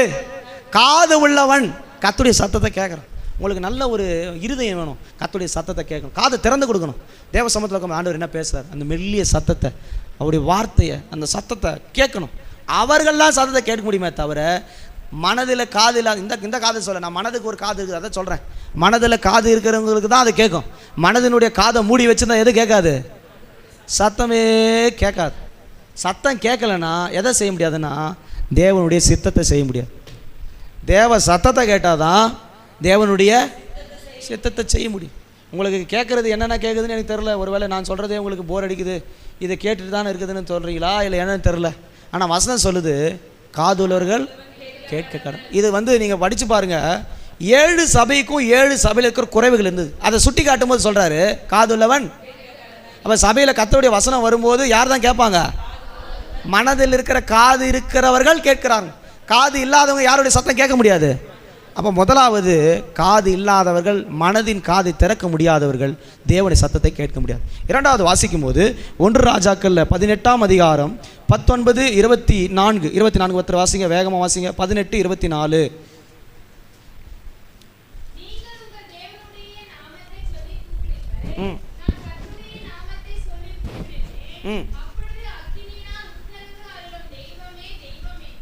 பாருங்க, அக்கினினால் உத்தரவு அருளும் தெய்வமே தெய்வம் என்றான். நேரம் இல்லை, நான் உங்களுக்கு வசனம் மட்டும் சொல்கிறேன். 1 ராஜாக்கள் 18ஆம் அதிகாரம் 27 38 வசனம் வரைக்கும் வீட்டில் படித்து பாருங்கள். 27 38 வசனங்கள் இருக்குது. 450 பாகாலின் தீர்க்கதரிசிகளும் 400 ஏசபேலில் பந்தியில் இருக்கிற தோப்பு விக்கிரத்தை வணங்குறவர்கள் 850 பேருக்கு முன்பாக இந்த எலியா தீர்க்கதரிசி போகிறார். காலையிலிருந்து மாலை வரைக்கும் அவங்க தேவனை கூப்பிட்டே இருக்காங்க, இறங்கி வா இறங்கி வா இறங்கி வான். சத்தமும் கேட்கல, ஒன்றுமே கேட்கல. எது வரைக்கும் தெரியுமா? மதியம் வரைக்கும் கேட்கவே இல்லை. எது வரைக்கும் கத்திட்டு இருந்தான்? காலையிலிருந்து மதியம். யாருக்கு கர்த்தருடைய சத்தம் கேட்காதுன்னா விக்கிரக ஆவியோடு சம்பந்தம் கலந்தவர்களுக்கு கர்த்தருடைய சத்தம் கேட்காது. நீங்கள் விக்கிரக உடனே நாங்கள் எந்த கோயிலுக்கு போய் பூஜை பண்ணிட்டு வந்தோம், எந்த கோயிலில் போய் பட்டம் அடிச்சோன்னு கேட்குறீங்களா? அவன் திருவிழாவுக்கு போனாலும் அதே ஆவி தான், அவன் வீட்டில் போய் உட்காந்து பேசினாலும் அதே ஆவி தான், ஆட்டம் பார்த்தாலும் அதே. அது வரல பாருங்கள். ஏன்னா அது இருக்குது உள்ள அண்டர் கிரவுண்டில் இருக்குது. அது வராது, ஏன்னா மறைஞ்சிருக்குதுல்ல. டார்கெட் பண்ணுறாரு ஆண்டவர் இன்னைக்கு. ஹல்லேலூயா. வராது. சிலர் இன்னும் விக்கிரகத்தில் என்னென்னா மனுஷனை வணங்குறது. அந்த அம்மா தான் தெய்வம், ஃபோட்டோ வச்சு பூஜை போட்டு அதுக்கு சாப்பாடு போட்டு ஒரு ஆர்த்தி தீபார்த்தனையே காட்ட வேண்டியதுதான். இன்னும் சிலர் இருக்கிறாங்க சினிமா ஆவி. இன்றைக்கி ரட்சிக்கப்பட்டு ஞானஸ்தானம் எடுத்துக்கிற விக்கிரக ஆவி ஒன்று இருக்குது. அது என்ன தெரியுமா? செல்ஃபோனில் காலர் டியூன் வைக்கிறது, ரிங்டோன் வைக்கிற ஆவி, சினிமா பார்க்குற ஆவி, இதெல்லாம் விக்கிரகம். என்னது? ஹலோ, பைபிளில் போட்டிருக்குதுங்க. ஆண்டவருக்கு கொடுக்க வேண்டிய மகிமையை, ஆண்டவருடைய வார்த்தையை பேச வேண்டிய நாவல சினிமா பாட்டோ உலகமோ சினிமாவோ நீ வச்சனா யாரை வச்சிருக்கிறன்னு அர்த்தம்? நீயே உள்ளே வச்சிருக்கிறன்னு அர்த்தம். அப்போ எது கேட்காது? நல்லா நைட்டெல்லாம் இனிமையாக நல்லா மைல்டு 90s கிட் பாடு போட்டு நல்லா கேட்டுட்டு ஆண்டவரே பேசுங்கப்பா, என் கூட பேசுங்கப்பா. பேசுனா பேசுவாரா? விடுவார், தலைமையிலே ஒன்று விடுவார். நைட்டெல்லாம் அவன் கூட பேசிட்டு காலைல யார்கிட்ட பேசுகிற? உண்மையா இல்லையாங்க? நான் சொல்கிறது பொய்யா? உண்மைதானே? உண்மையா இல்லையா? காலையிலேருந்து நைட்டு வரைக்கும் மதியம் வரைக்கும் யாரை கத்திட்டு இருந்தானுங்க? இறங்கி வா இறங்கி வா இறங்கி வா இறங்கி வா கத்திட்டு இருந்தாங்க. என்ன பண்ணல? அது பேசாது. அது கொஞ்ச நேரம் கேட்கும், பேசாது. அது ஊமை. கண் இருந்து குருடு, காது இருந்தும் செவிடு, வாய் இருந்து பேசாத விக்கிரக ஆவி. நீங்கள் பல பேர் சினிமாவில் தாக்கப்பட்டிருக்கிறீங்க. ரட்சிக்கப்பட்டு ஞானஸ்தானம் எடுத்தோம், ஃபோனில் சினிமா, டிவியில் சினிமா பார்த்தா விக்கிரக ஆவி, அதை விட மோதமான ஆவி எதுவுமே கிடையாது. அது பாபிலோனுடைய பொல்லாங்கு மகாபாபிலோனுடைய ஆவி. உன் வீட்டில் அதை வச்சுருந்தேன்னா இன்றைக்கே சொல்கிறேன், கர்த்தர் உன்னோட பேசுகிறாரு, எச்சரிக்கையாக இருந்துக்கு. செல்ஃபோனில் ரிங்டோனு காலர் டியூனில் வச்சுட்டு ரட்சிக்கப்பட்டவன் எப்படி சொல்லுவேன்? நீ போயிட்டே இருக்க ரோட்டில், அது பாடும் ஒரு பாட்டு, சினிமா பாட்டு. அப்புறம் உடனே இவர் எடுத்தாலோ நான் நல்லா இருக்கிறேன், எங்கே இருக்கிறேன்னு அவர் பக்கத்தில் சொல்லுவாரா இவர் ரட்சிக்கப்பட்டவர்னு? அப்போ யாரை நீ தூக்கி பிடிக்கிறாங்க? பிசாசின் வல்லமையை தூக்கி பிடிக்கிற. அப்போ அது என்ன? விக்கிரகம் இல்லையா? நான் சொல்கிற புரியுதா உங்களுக்கு? விளங்குதா விளங்கலையா? விளங்குதா விளங்கலையா? அப்போ விக்கிரகன்னா அதுக்கு ஒரு கணம் இருக்குது. பூஜை போடணும், மாலை போடணும், அதுக்கு வந்து தீபாரத்தனை காட்டணும், அதுக்கு பலி கொடுக்கணும். அதே மாதிரி தான் நம்மளால ஃபோன் வச்சுருக்கிறோம். இன்றைக்கி ஒரு டோனு, நாளைக்கு ஒரு டோனு, இன்றைக்கி ஒரு டிவி, நாளைக்கு ஒரு டிவி, இந்த ஒரு படம், அந்த ஒரு படம், அவருடைய படத்துக்கு நான் போகிறேன், இவருடைய படத்துக்கு போகிறேன். இந்த விக்கிரக வேலை எல்லாம் சபையில் வச்சுருந்தா உனக்கு எந்த சத்தம் கேட்காது. ஆனால் எலியா எப்படிப்பட்டவன் தெரியுமா? கருத்தாய் ஜபிக்கிறவன். ஒரே நிமிஷத்தில் பலிபிடத்தை சப்பனிட்டு அக்கினி இறங்கட்டும்னா அக்கினி சத்தம் இறங்கி வந்தது. நீ ஜெபிக்கிறவனா உண்மையாக கர்த்தருக்குள்ளே இருந்தால் 38ஆம் வசனம் நினைக்கிறேன், வீட்டில் படித்து பாருங்கள். கர்த்தருடைய சத்தம் எலியாவுக்கு பிரத்யட்சமாக அக்கினி அனுப்புனார். இன்றைக்கி அதனால தான் உங்கள் பேருக்கு பாதி பேருக்கு ஜபத்தில் சத்தம் கேட்கல, பதிலே வரல. மணிக்கணக்காக பெட்டிஷன் போடுறீங்க, ஆனால் என்ன வரல, ரிப்போர்ட்டுக்கு பதில் வராது. காரணம் நீ எண்ணத்தை வச்சுருக்குனா கூட விக்கிரகத்தை வச்சுருக்கிற. இன்னைக்கு கர்த்தர் சொல்ல அந்த விக்கிரகத்திலேருந்து வெளியே வா. ஒரு ஊழியக்காரர் சொல்கிறாரு, சினிமா பார்க்குறதுன்னா ஏன் தப்பு, மைண்ட் ரிலாக்ஸ் ஆகுது. நான் சொல்கிறேன் அதுலேயே போயிடு. என்ன பண்ணு, அதுலேயே போயிடு. இன்னும் உத்தமமான வேலை அது இல்லை. இதில் ஒரு காலை அதில் ஒரு காலை வைக்கிறதுக்கு காலை என்ன பண்ணு, அதுலேயே வச்சுடு. Instagram, Facebook, internet, WhatsApp, Google, YouTube, உங்கள் ஃபோனெல்லாம் ஆண்டர் இப்போ பார்த்துட்டு தான் இருக்கிறார். அதில் பார்த்தாருன்னா ஸ்னாப் சாட்டு என்னென்னவோ சொல்கிறாங்க. எல்லாத்துலையும் என்ன தான் இருக்குது. இதில் இன்னும் பிரமாதமாக இருக்குது. அதில் போய் வந்து நடிக்கிறாங்க. அதுக்கு என்ன, அதுக்கு பேர் இல்லை என்ன, ரீல்ஸ். அதில் போயிட்டு இவர் சினிமாவில் இவர் ஒரு பெரிய ஆக்டரு, அவர் ஒரு பெரிய ஆக்டரு, அவரோட பெரிய ஆக்டரு, புருஷ பொண்டாட்டி நாடு. அவர் அதில் லட்சம் சம்பாதிக்கிறவொன்னு நம்ம என்ன பண்ணுறான், இப்படி நம்ம பண்ணிட்டா நம்மள என்ன பண்ணிவிடுவோம். டேய் விக்கிரக ஆவி, நிச்சயமாக சொல்கிறேன், உனக்கு யார் சத்தம் கேட்காது. நான் கண்டிப்பாக சொல்கிறேன், நீ கர்த்தருடைய பிள்ளையாக இருந்தால், ரட்சிக்கப்பட்டனா இருந்தால் இந்த வேலை உனக்கு தகாது. இது அருவருப்பான காரியம். விக்கிரக ஆவி இன்றைக்கி உனக்கு பார்த்து கர்த்தர் சொல்கிறாரு. நான் சொல்கிறேன், இப்படி பட்டவங்களுக்கு யார் சத்தம் கேட்காது. அக்கினி இறங்கி வராது, மணிக்கணக்காக ஜாம் பண்ணுவார், அபிஷேகமே வராது. சோர்ந்து போய் அப்படியே சோன மாதிரி உக்காந்துருப்பீங்க, செத்து போன மாதிரி. இது இல்லை ஜபம்.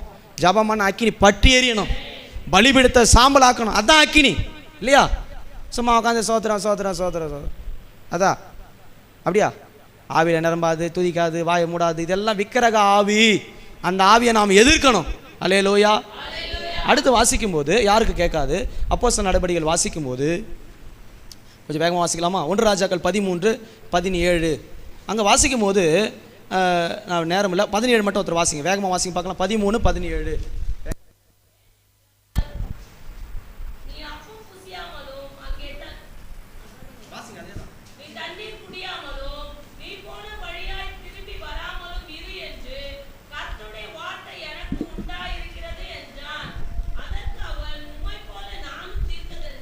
போதும் கவனிங்க. இப்போ இந்த சம்பவத்தில் ஒரு தீர்க்கதரிசி பெத்தேலில் இருக்கிறார். இதை நீங்கள் வந்து அந்த அதிகாரத்தினுடைய துவக்கத்தில் பார்க்க முடியும். 1 ராஜாக்கள் 13ஆம் அதிகாரத்தில் 11ஆம் வசனத்திலேருந்து இந்த காரியங்கள் இருக்கிறது.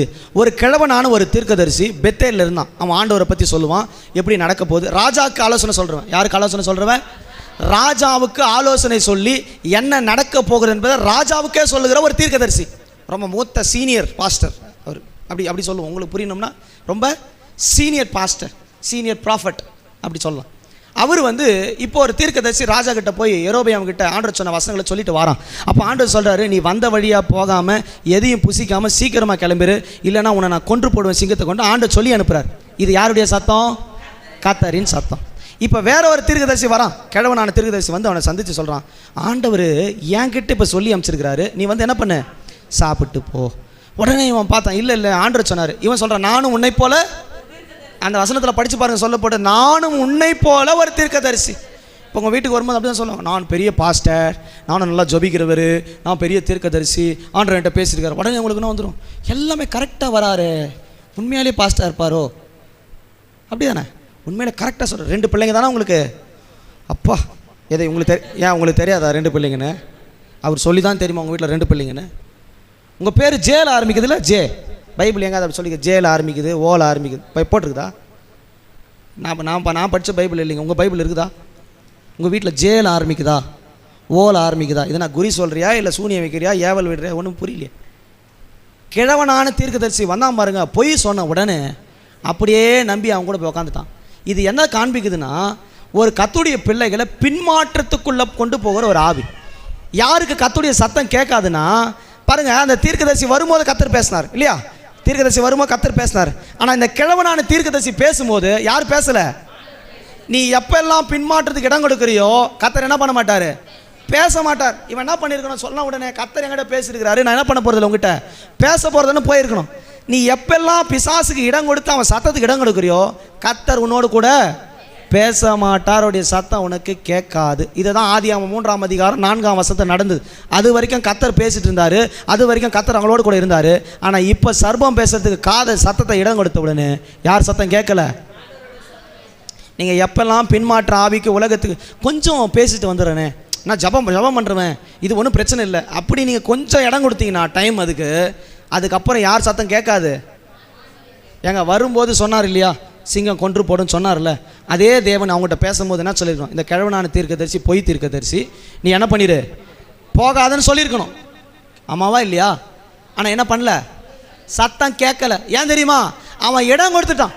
நீ எப்பெல்லாம் பின்மாற்ற ஆவிக்கு உலகத்துக்கு இடம் கொடுக்குறாயோ உன் காதுகளில் என்ன கேட்காதுன்னா கர்த்தர் சொல்லின அதே தீர்க்க தரிசன வாசனங்கள் திரும்பவும் காதுகளுக்கு கேட்காது. அப்போ நம்முடைய வாழ்க்கையில் அப்படிப்பட்ட இடத்துக்கு கொடுக்கக்கூடாது. கவனிங்க, நம்முடைய வாழ்க்கையில் அப்படிப்பட்ட காரியம் செய்யக்கூடாது. அப்போஸ்தலர் நடபடிகள் 12ஆம் அதிகாரம் வாசிக்கும் போது 21லேருந்து 23 வசனங்களை வாசிக்கும் போது 23ல் வாசிக்கிறோம் பாருங்கள். அங்கே சொல்லப்பட்டிருக்கிறது, அவன் பாருங்கள் தேவனை மகிமைப்படுத்தாத ஒரு தீர்க்கதரிசி. இவன் யார் தெரியுமா? ஏரோது ராஜா. நீங்கள் வீட்டில் வாசிங்க. ஏரோது ராஜா பற்றி சொல்லியிருக்குது. பலிபீடத்தில் நின்று ராஜ சிங்காசனத்தில் நின்று ஆண்டவரை பற்றி போதகம் பண்ணுறான். ஜனங்கள்லாம் பார்த்து, அந்த ஒரு வசனம் மட்டும் வாசிக்கிறீங்களா? இது கர்த்தருடைய இல்லை 21 வாசிங்க. இது கர்த்தருடைய சத்தம்.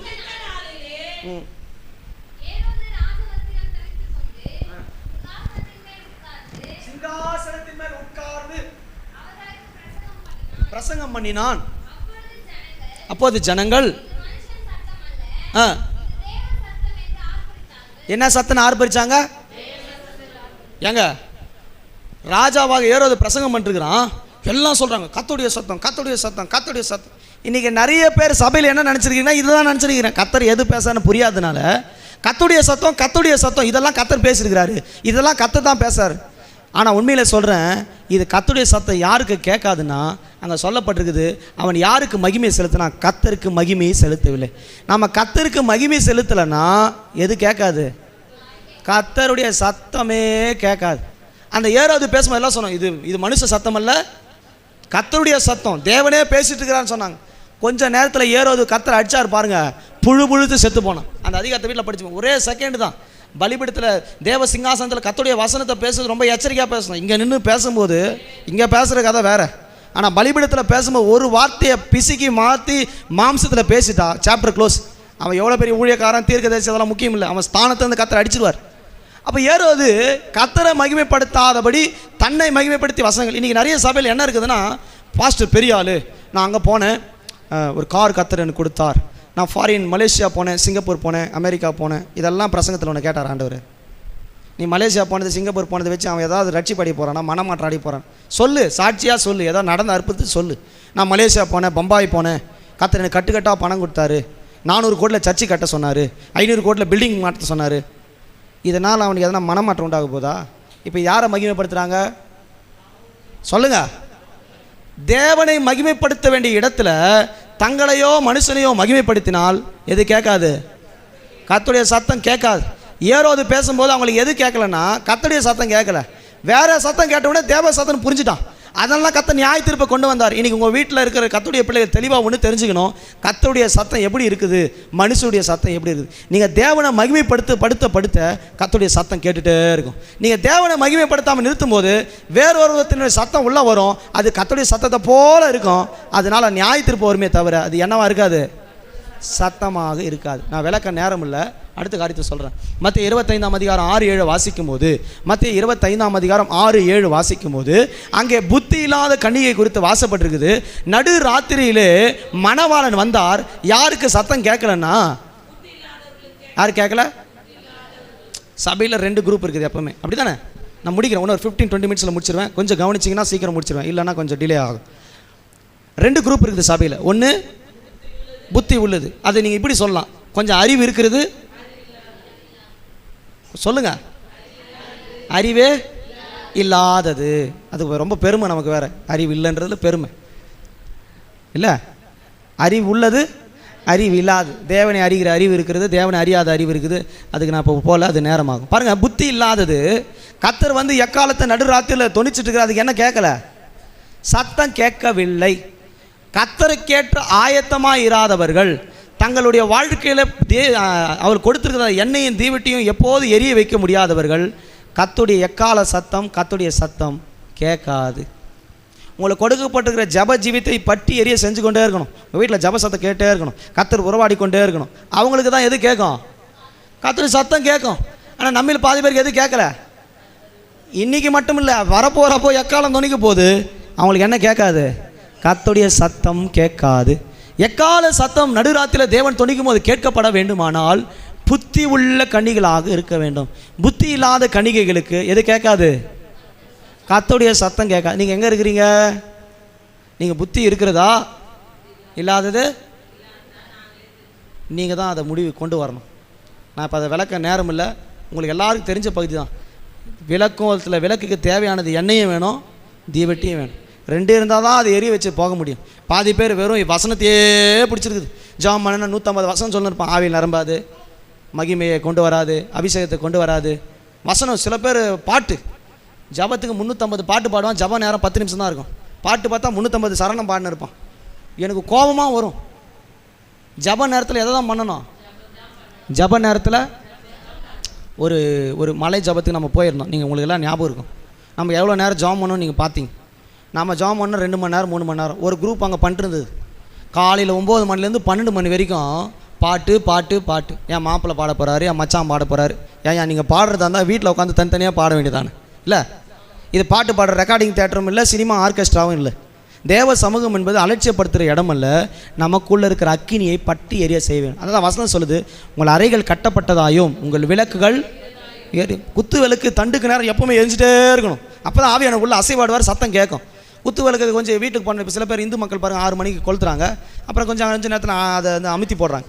நம்மளால் பாதி பேர் அப்படி தான். சபைக்கு வரும்போது தான் எரியுது, அப்படியே பட்டி எரியிற மாதிரி இருக்குது. சிலது இங்கே வந்தால் கூட எரியுது இல்லை, ஊதி ஊதி ஊதி பாஸ்ட்டு வயிறு உடம்பெல்லாம் கத்தி ஒன்றுமில்லாமல் ஆகி அந்த ஆள் பாவம் எலும்பு தோலுமாக மாறுறாரு. இல்லை, வீட்லேயும் எரியுறது இல்லை, சபையிலையும் எரியுறது இல்லை. இந்த கதை கேட்டிருப்பீங்களே, ஒரு ஸ்கூல் பசங்களை சொல்லும்போது ஸ்கூல் பசங்களுடைய அறிவுக்கு கதை சொல்லுவாங்க. ஒன்று கற்பூர புத்தி, சொன்ன உடனே என்ன பண்ணோம்? பட்டுன்னு பிடிச்சிக்கும். அடுத்த கட்டம் இருக்குது கறி நெருப்பு. அதில் நெருப்பு வச்சு என்ன பண்ணிட்டு இருக்கணும்? ஊதி ஊதி ஊதி ஊதி எரிய வைக்கணும். அடுத்து ஒன்று இருக்குது, அதுதான் வந்து சபையில் இருக்கிற கேட்டகிரி. அது உங்களுக்கு புரியும். வாழை மட்டை, அது ஊதினாலும் எரியாது, அது கொளுத்துனாலும் எரியாது. பாஸ்டே பாடி ஆஞ்சி ஓஞ்சி இதுக்கு மேலே ஆராதனையே வேணாம் அப்படின்னு விட்டு போகிற அளவுக்கு அதில் என்ன வராது? ஏஞ்சல் ஒரு ஆள் தான் கரெக்டாக சொல்லுது, நெருப்பு வராது. இல்லை, வசனம் சொல்லுது, உனக்கு இருக்கிற தேவ வரத்தை அனல் மூட்டி எழுப்பு, அக்கினியை போட வந்து அந்த அக்கினி இப்போதே பற்றி எறிய வேண்டும் என்று விரும்புகிறேன். தேவன் அக்கினியாக மாற நினைக்கிறேன். ஜபம் பண்ணால் ஒரு 1/2 மணி நேரம் ஜபம்னா 10 நிமிஷம் சோத்திரமா, 20 நிமிஷம் ஆவியில் நிரம்பணும். நல்லா ஒரு வல்லம் அக்கினி இறங்குறதுக்கு விடவே கூடாது. நான் ஜபம் பண்ணும்போது சிலத்தில் தலை முடியிலேருந்து கால் வரைக்கும் சிலுத்தணும். சாமுக்கு ஜபம் பண்ணி நல்லா ஆவியில் நிரம்பி கையை வச்சேன். சாமு அப்படியே உச்சாந்தாலேருந்து கால் வரைக்கும் கரண்ட்டு பாஞ்ச மாதிரி இருக்குதுன்னா எனக்கு என்ன பண்ணுது? இதுதான் ஆவியின் அபிஷேகம். இதைத்தான் நீ பெறணும். இதுதான் வல்லமை. சும்மா சோத்திரம் சோத்திரம் சோத்திரம் சோத்திரம் சொல்லிட்டு ஒரு 150 வசனம் சொல்லிட்டு எழுந்து போகிறது இல்லை. நல்லா ஆவியில் நிரம்பி தீவட்டி வேணும், எண்ணெயும் வேணும். 2 சேர்ந்தால் எரியும் பற்றி. நல்ல அபிஷேகம் ஆவி வேணும், வசனம் வேணும், துதி வேணும். ஆவியின் அபிஷேகத்தின் வல்லமை பற்றி வெக்கப்படாத. வெக்கப்பட்டனா நீ புத்தி இல்லாதவன். புத்தி எனக்கு வெக்கமே வராது. கர்த்தருடைய அபிஷேகத்தின் புத்தி நமக்குள்ள அறிவு இருந்துச்சா, தேவனை அறிகிற அறிவு வந்தா இந்த உலகத்தை நடுரோட்டில் கூட அந்நிய பாஷை பேசிட்டு போயிட்டே இருப்பேன். எனக்கு உனக்கு யாருடைய சத்தம் கேட்டிருக்குது? அங்கே போகிற கார் சத்தம் கேட்கல, லாரி சத்தம் கேட்கல, மனுஷன் சத்தம் கேட்கல, மிருக சத்தம் கேட்கல, எவன் சத்தமும் கேட்கல. யாருடைய சத்தம் கேட்டிருக்குது? அப்போ இந்த 5 கூட்டத்துக்கு எது கேட்காது? கர்த்தருடைய சத்தம் கேட்காது. முதலாவது நான் சொன்னேன், யாருக்கு கர்த்தருடைய சத்தம் கேட்காது? அப்படியா? காது கேட்காதவர்களுக்கு கர்த்தருடைய சத்தம் கேட்காது. இரண்டாவது நான் சொன்னேன், விக்கிரக ஆவி உள்ளவர்களுக்கு தேவனுடைய சத்தம் கேட்காது. மூன்றாவது, பொய்யான தீர்க்கதரிசியான இந்த மனுஷனை போல இருக்கிறவர்களுக்கு தேவையற்றதான நேரத்தை பின்மாற்ற ஆவிக்கு இடம் கொடுக்கும்போது, பின்மாற்ற ஆவிகளுக்கு இடம் கொடுக்கும்போது கர்த்தருடைய சத்தம் கேட்காது. அடுத்து சொல்லப்பட்டிருக்கிறது, தேவனுக்கு மகிமையை செலுத்தாதவர்களுக்கு கர்த்தருடைய சத்தம் கேட்காது. அடுத்தபடியாக சொல்லப்பட்டிருக்கிறது, புத்தி இல்லாமல் எப்போது நித்திரை பண்ணி கொண்டிருக்கிற குரூப்புக்கு கர்த்தருடைய சத்தம் கேட்காது. இப்போ யாருக்கு கர்த்தருடைய சத்தம் கேட்குன்னு சொல்லி முடிக்கிறேன். யோவானில் வாசிக்கும் போது 10ஆம் அதிகாரம் 4-5 வசனத்தை வாசிக்கும் போது, யோவான் 4ஆம் அதிகாரம் 10ஆம் அதிகாரம் 4-5 வசனங்கள். என் ஆடுகள் என் சத்தத்தை அறிந்திருக்கிறது. யாருக்கு கர்த்தருடைய சத்தம் கேட்கும்? அவருடைய ஆடுகளாக இருக்கிறவர்களுக்கு அவருடைய சத்தம் கேட்கிறது. நீங்கள் கர்த்தருடைய மேய்ச்சலுக்குள்ளான ஆடுகளாக இருந்தால் கர்த்தருடைய சத்தம் கேட்டுகிட்டே இருக்கும். நாம் அவர் ஜனங்களும் அவர் மேய்ச்சலுக்குள்ளான ஆடுகளுமாக இருக்கிறோம். அப்போ நம்ம நல்ல மேய்ச்சல் உள்ள சத்தத்தை கேட்கணும், நல்லா பழகணும். இந்த ஆட்டை குறித்து சொல்லப்பட்டிருக்குது, எஜமான் அதை கொண்டு போய் நிறுத்துகிற இடம் வரைக்கும் அந்த ஆடுகள் அவரோடு கூட போய்கொண்டே இருக்குது. அப்போ நல்ல மெய்ப்பனின் சத்தத்தை கேட்கிற ஆடு கர்த்தருடைய சந்நிதியில் இருக்கிறது. மெய்ப்பனின் சத்தம் கேட்கும். நீ சபையில் ஊழியக்காரர் சொல்கிறாரு, மெய்ப்பன் சொல்கிறாருன்னா நம்ம காது என்னென்னமோ பேசுது. அந்த ஆள் பேசிட்டே தான் இருப்பார், அவருக்கு வேறு வேலை கிடையாது, அவருக்கு வெட்டி கிடையாது, பேசுகிறத பேசிட்டு போட்டோம். ஆனால் நமக்கு நான் ஒன்று சொல்லித்தரேன், தேவனுடைய சமூகத்தில் இந்த ஆட்டை போல பயிற்சிக்க வேணும். இந்த ஆடு உடனடியாக எஜமான கீழ்ப்படியில். இந்த ஆடுகள் எப்படி தெரியுமா கர்த்தருடைய சத்தத்துக்கு அந்த எஜமானுடைய சத்தத்தை புரிஞ்சு கொண்டது? நாளாக புரிஞ்சு கொண்டது. இன்றைக்கி பாருங்கள், அந்த ஒரு ஆடை பிடிக்கிறீங்க, இடத்த உடனே இந்த எஜமான் இவர் தான் உன் எஜமானு, இவர் சொல்கிற மாதிரிலாம் போ, இவர் போகிற இடத்துக்குலாம் நீ கூட போனால் போகாது, நீ ஒரு இடம் இருப்பா அது ஓடியே போயிடும். இந்த ஆடுக்கு எப்படி கர்த்தருடைய சத்தம் கேட்டுச்சுன்னா, முதலாவது கர்த்தருடைய சத்தத்தை கேட்க வேண்டுமானால் கர்த்தருடைய சத்தத்தை நாம் பழக வேண்டும். எதை பழக்கணும்? கர்த்தருடைய சமூகத்தில் கர்த்தருடைய சத்தத்தை கேட்க பழக வேண்டும். 1 சாமுவேலில் வாசிக்கும் போது 1 சாமுவேல் 3ஆம் அதிகாரம் 7-11 வசனங்களை வாசிக்கும் போது 11ஆம் வசனத்தில் வாசிக்கிறோம், பல முறை 3 முறை சாமுவேலை நோக்கி சாமுவேலே சாமுவேலே என்று கர்த்தர் கூப்பிட்டே இருந்தார். அவன் சத்தம் புரியலை, என்ன சத்தம் கேட்குதுன்னு தெரியல. ஏன்னா இது வரைக்கும் அவன் சத்தத்தை கேட்டதில்லை. இந்த சத்தம் அவனுக்கு புதிதாக இருந்துச்சு. இது வரைக்கும் ஏலி கூப்பிட்ட சத்தம் இருந்துச்சு, இது வரைக்கும் மனுஷன் பேசுகிற சத்தம் இருந்தது. ஆனால் இப்போ தேவாலயத்தில் இருக்கிற சாமுவேலுக்கு என்ன சத்தம் கேட்குது? சாமுவேலே சாமுவேலே சாமுவேலே என்று கர்த்தர் கூப்பிட்றார். 3 விஷயம் கூப்பிட்ட பிறகு அவன் ஏலி இடத்துல போய் கேட்குறான், ஏலி எனக்கு ஒரு சத்தம் கேட்குது, என்ன சத்தம்னு விளங்கலை. அவன் சொல்கிறான், இப்போ போய் சொல்லும் அடியேன் கேட்கிறேன். அப்போ சாமுவேலோட கர்த்தர் தீர்க்கமாக பேசினார். ஏலியினுடைய குடும்பத்தில் என்ன நடக்க போகுது இந்த சத்தத்தை ஏலிக்கு சொல்லலை, சாமுவேலுக்கு சொன்னார். புரியுதா உங்களுக்கு? சபையிலே தான் இருக்கிறார் ஏலி, 24 ஹவர்ஸ் சபையில் தான் வேலை. ஆனால் அவருக்கு என்ன பழக்கம் இல்லைன்னா, என்ன பழக்கம் இல்லை? தேவ சத்தத்தை கேட்கிற பழக்கம் இல்லை. சாமுவேல் அப்படி அல்ல, தேவ சமூகத்தில் இருக்கிறான். இந்த ஆடுகளை போல தன் எஜமானுடைய சத்தத்துக்கு கீழ்ப்படிந்து ஒப்பு கொடுத்தான் பாருங்க. இப்போ யார் பேசுகிறான்ற சத்தம் புரிஞ்சிருச்சு. இதுக்கப்புறம் நீங்கள் சாமுவேலை படித்து பாருங்கள். ஒவ்வொரு முறையும் கர்த்தர் சாமுவேலோடு பேசும்போது ராஜாக்களை குறித்து எல்லாவற்றையும் குறித்து சொல்வார். அப்போ அவன்கிட்ட கேள்வி கிடையாது யார் பேசுகிறாங்கன்னு, கர்த்தர் பேசுகிறார் என்பதை சாமுவேல் அறிந்து கொண்டான். நீங்கள் தேவ சமூகத்தில் உட்காந்து பழக்கப்படுத்தணும். ஆண்டவருடைய சத்தம் எப்படி இருக்கும்? பேச தான் என்ன வரும்? பழக்கம் வரும். இல்லை, ஒருத்தரோட பேசும்போது தான் அவங்களோட பழக்கம் வந்தால் அவங்க எப்படி பேசுவாங்க, அவங்க ஸ்லாங் எப்படி இருக்கும், என்ன மாதிரி வேவில் பேசுவாங்க. இல்லை எல்லோரும் ஒரே மாதிரி பேசுகிறாங்களா? இப்போ நான் கொஞ்சம் கண்டிப்பாக பேசுகிறேன், பாஸ்டர் ஆற்காடில் இருக்கிற பாஸ்டர் கொஞ்சம் இனிமையாக பேசுவார்னு நினைக்கிறேன். இல்லை வேற ஒரு தாமஸ் ஆரி வந்தாலும் இன்னும் பிளேடு கொஞ்சம் வெட்டு கொஞ்சம் அதிகமாக இருக்கும். ஒவ்வொருத்தருடைய ஸ்லாங்கு வேறு, இல்லை ஒவ்வொருத்தருடைய வார்த்தைகள் சத்தம் வேறு. ஆனால் இந்த மெய்ப்பனுடைய சத்தம் எப்படி கேட்குதுன்னா, அதில் பழக்கிறவர்களுக்கு அந்த சத்தம் கேட்கப்படுகிறது. உங்களுக்கு சத்தம் கேட்க வேண்டுமானால், உங்களுக்கு கர்த்தருடைய சத்தத்தை புரிந்து கொள்வதற்கு நீங்கள் மெய்ப்பனையினுடைய சத்தத்தை கேட்கிற ஆடுகளாக மாற வேண்டும். அது இப்படி ஓடாது, அப்படி ஓடாது, இங்கே எகிரி குதிக்காது, எங்கேயும் குதிக்காது, ஒரே இடமா உட்காந்து எஜமான் எப்படி போகிறார் அப்படி கேட்கும். அதுக்கு தான் யாருடைய சத்தம் கேட்கும்? தேவனுடைய சத்தம் கேட்கும். நான் முதலாவது ஒன்று சொல்லித்தரேன் உங்களுக்கு, தேவ சமூகத்தில் அதிக நேரம் பழக்க வைங்க. சாமுவேல் தேவ சமூகத்தை ரொம்ப முத்தமிட்டான். தாயை இல்லை, தகப்பன் இல்லை, கூட பிறந்த யாரும் இல்லை, அனாதை போல இருந்தான். அவனுக்கு யார் சத்தம் கேட்டுச்சுன்னா தேவ சத்தம் கேட்டுச்சு.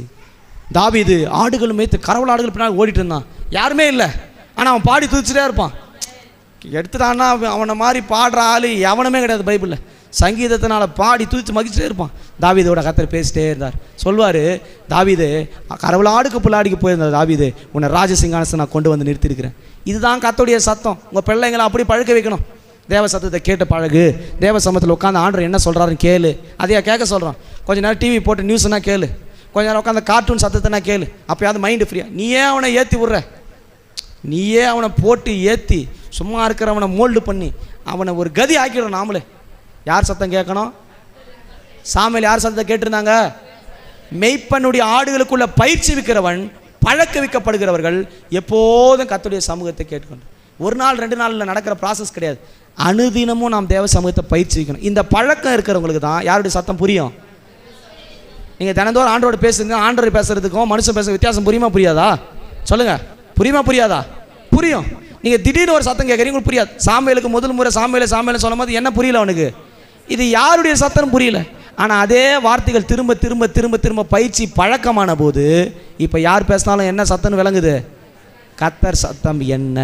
உங்களுக்கு எப்போ கர்த்தர் சத்தம் விளங்கும்னா தேவ சமூகத்தில் அதிக நேரம் பழிச்சு வைக்க வேண்டும். நேரம் இல்லை, அடுத்த காரியத்துக்கு போகிறேன். அடுத்த காரியம் வாசிக்கும் போது 1 சாமுவேல் ஆதியாகமம் 18 வசனம் வாசி, வேகமாக வாசிங்க.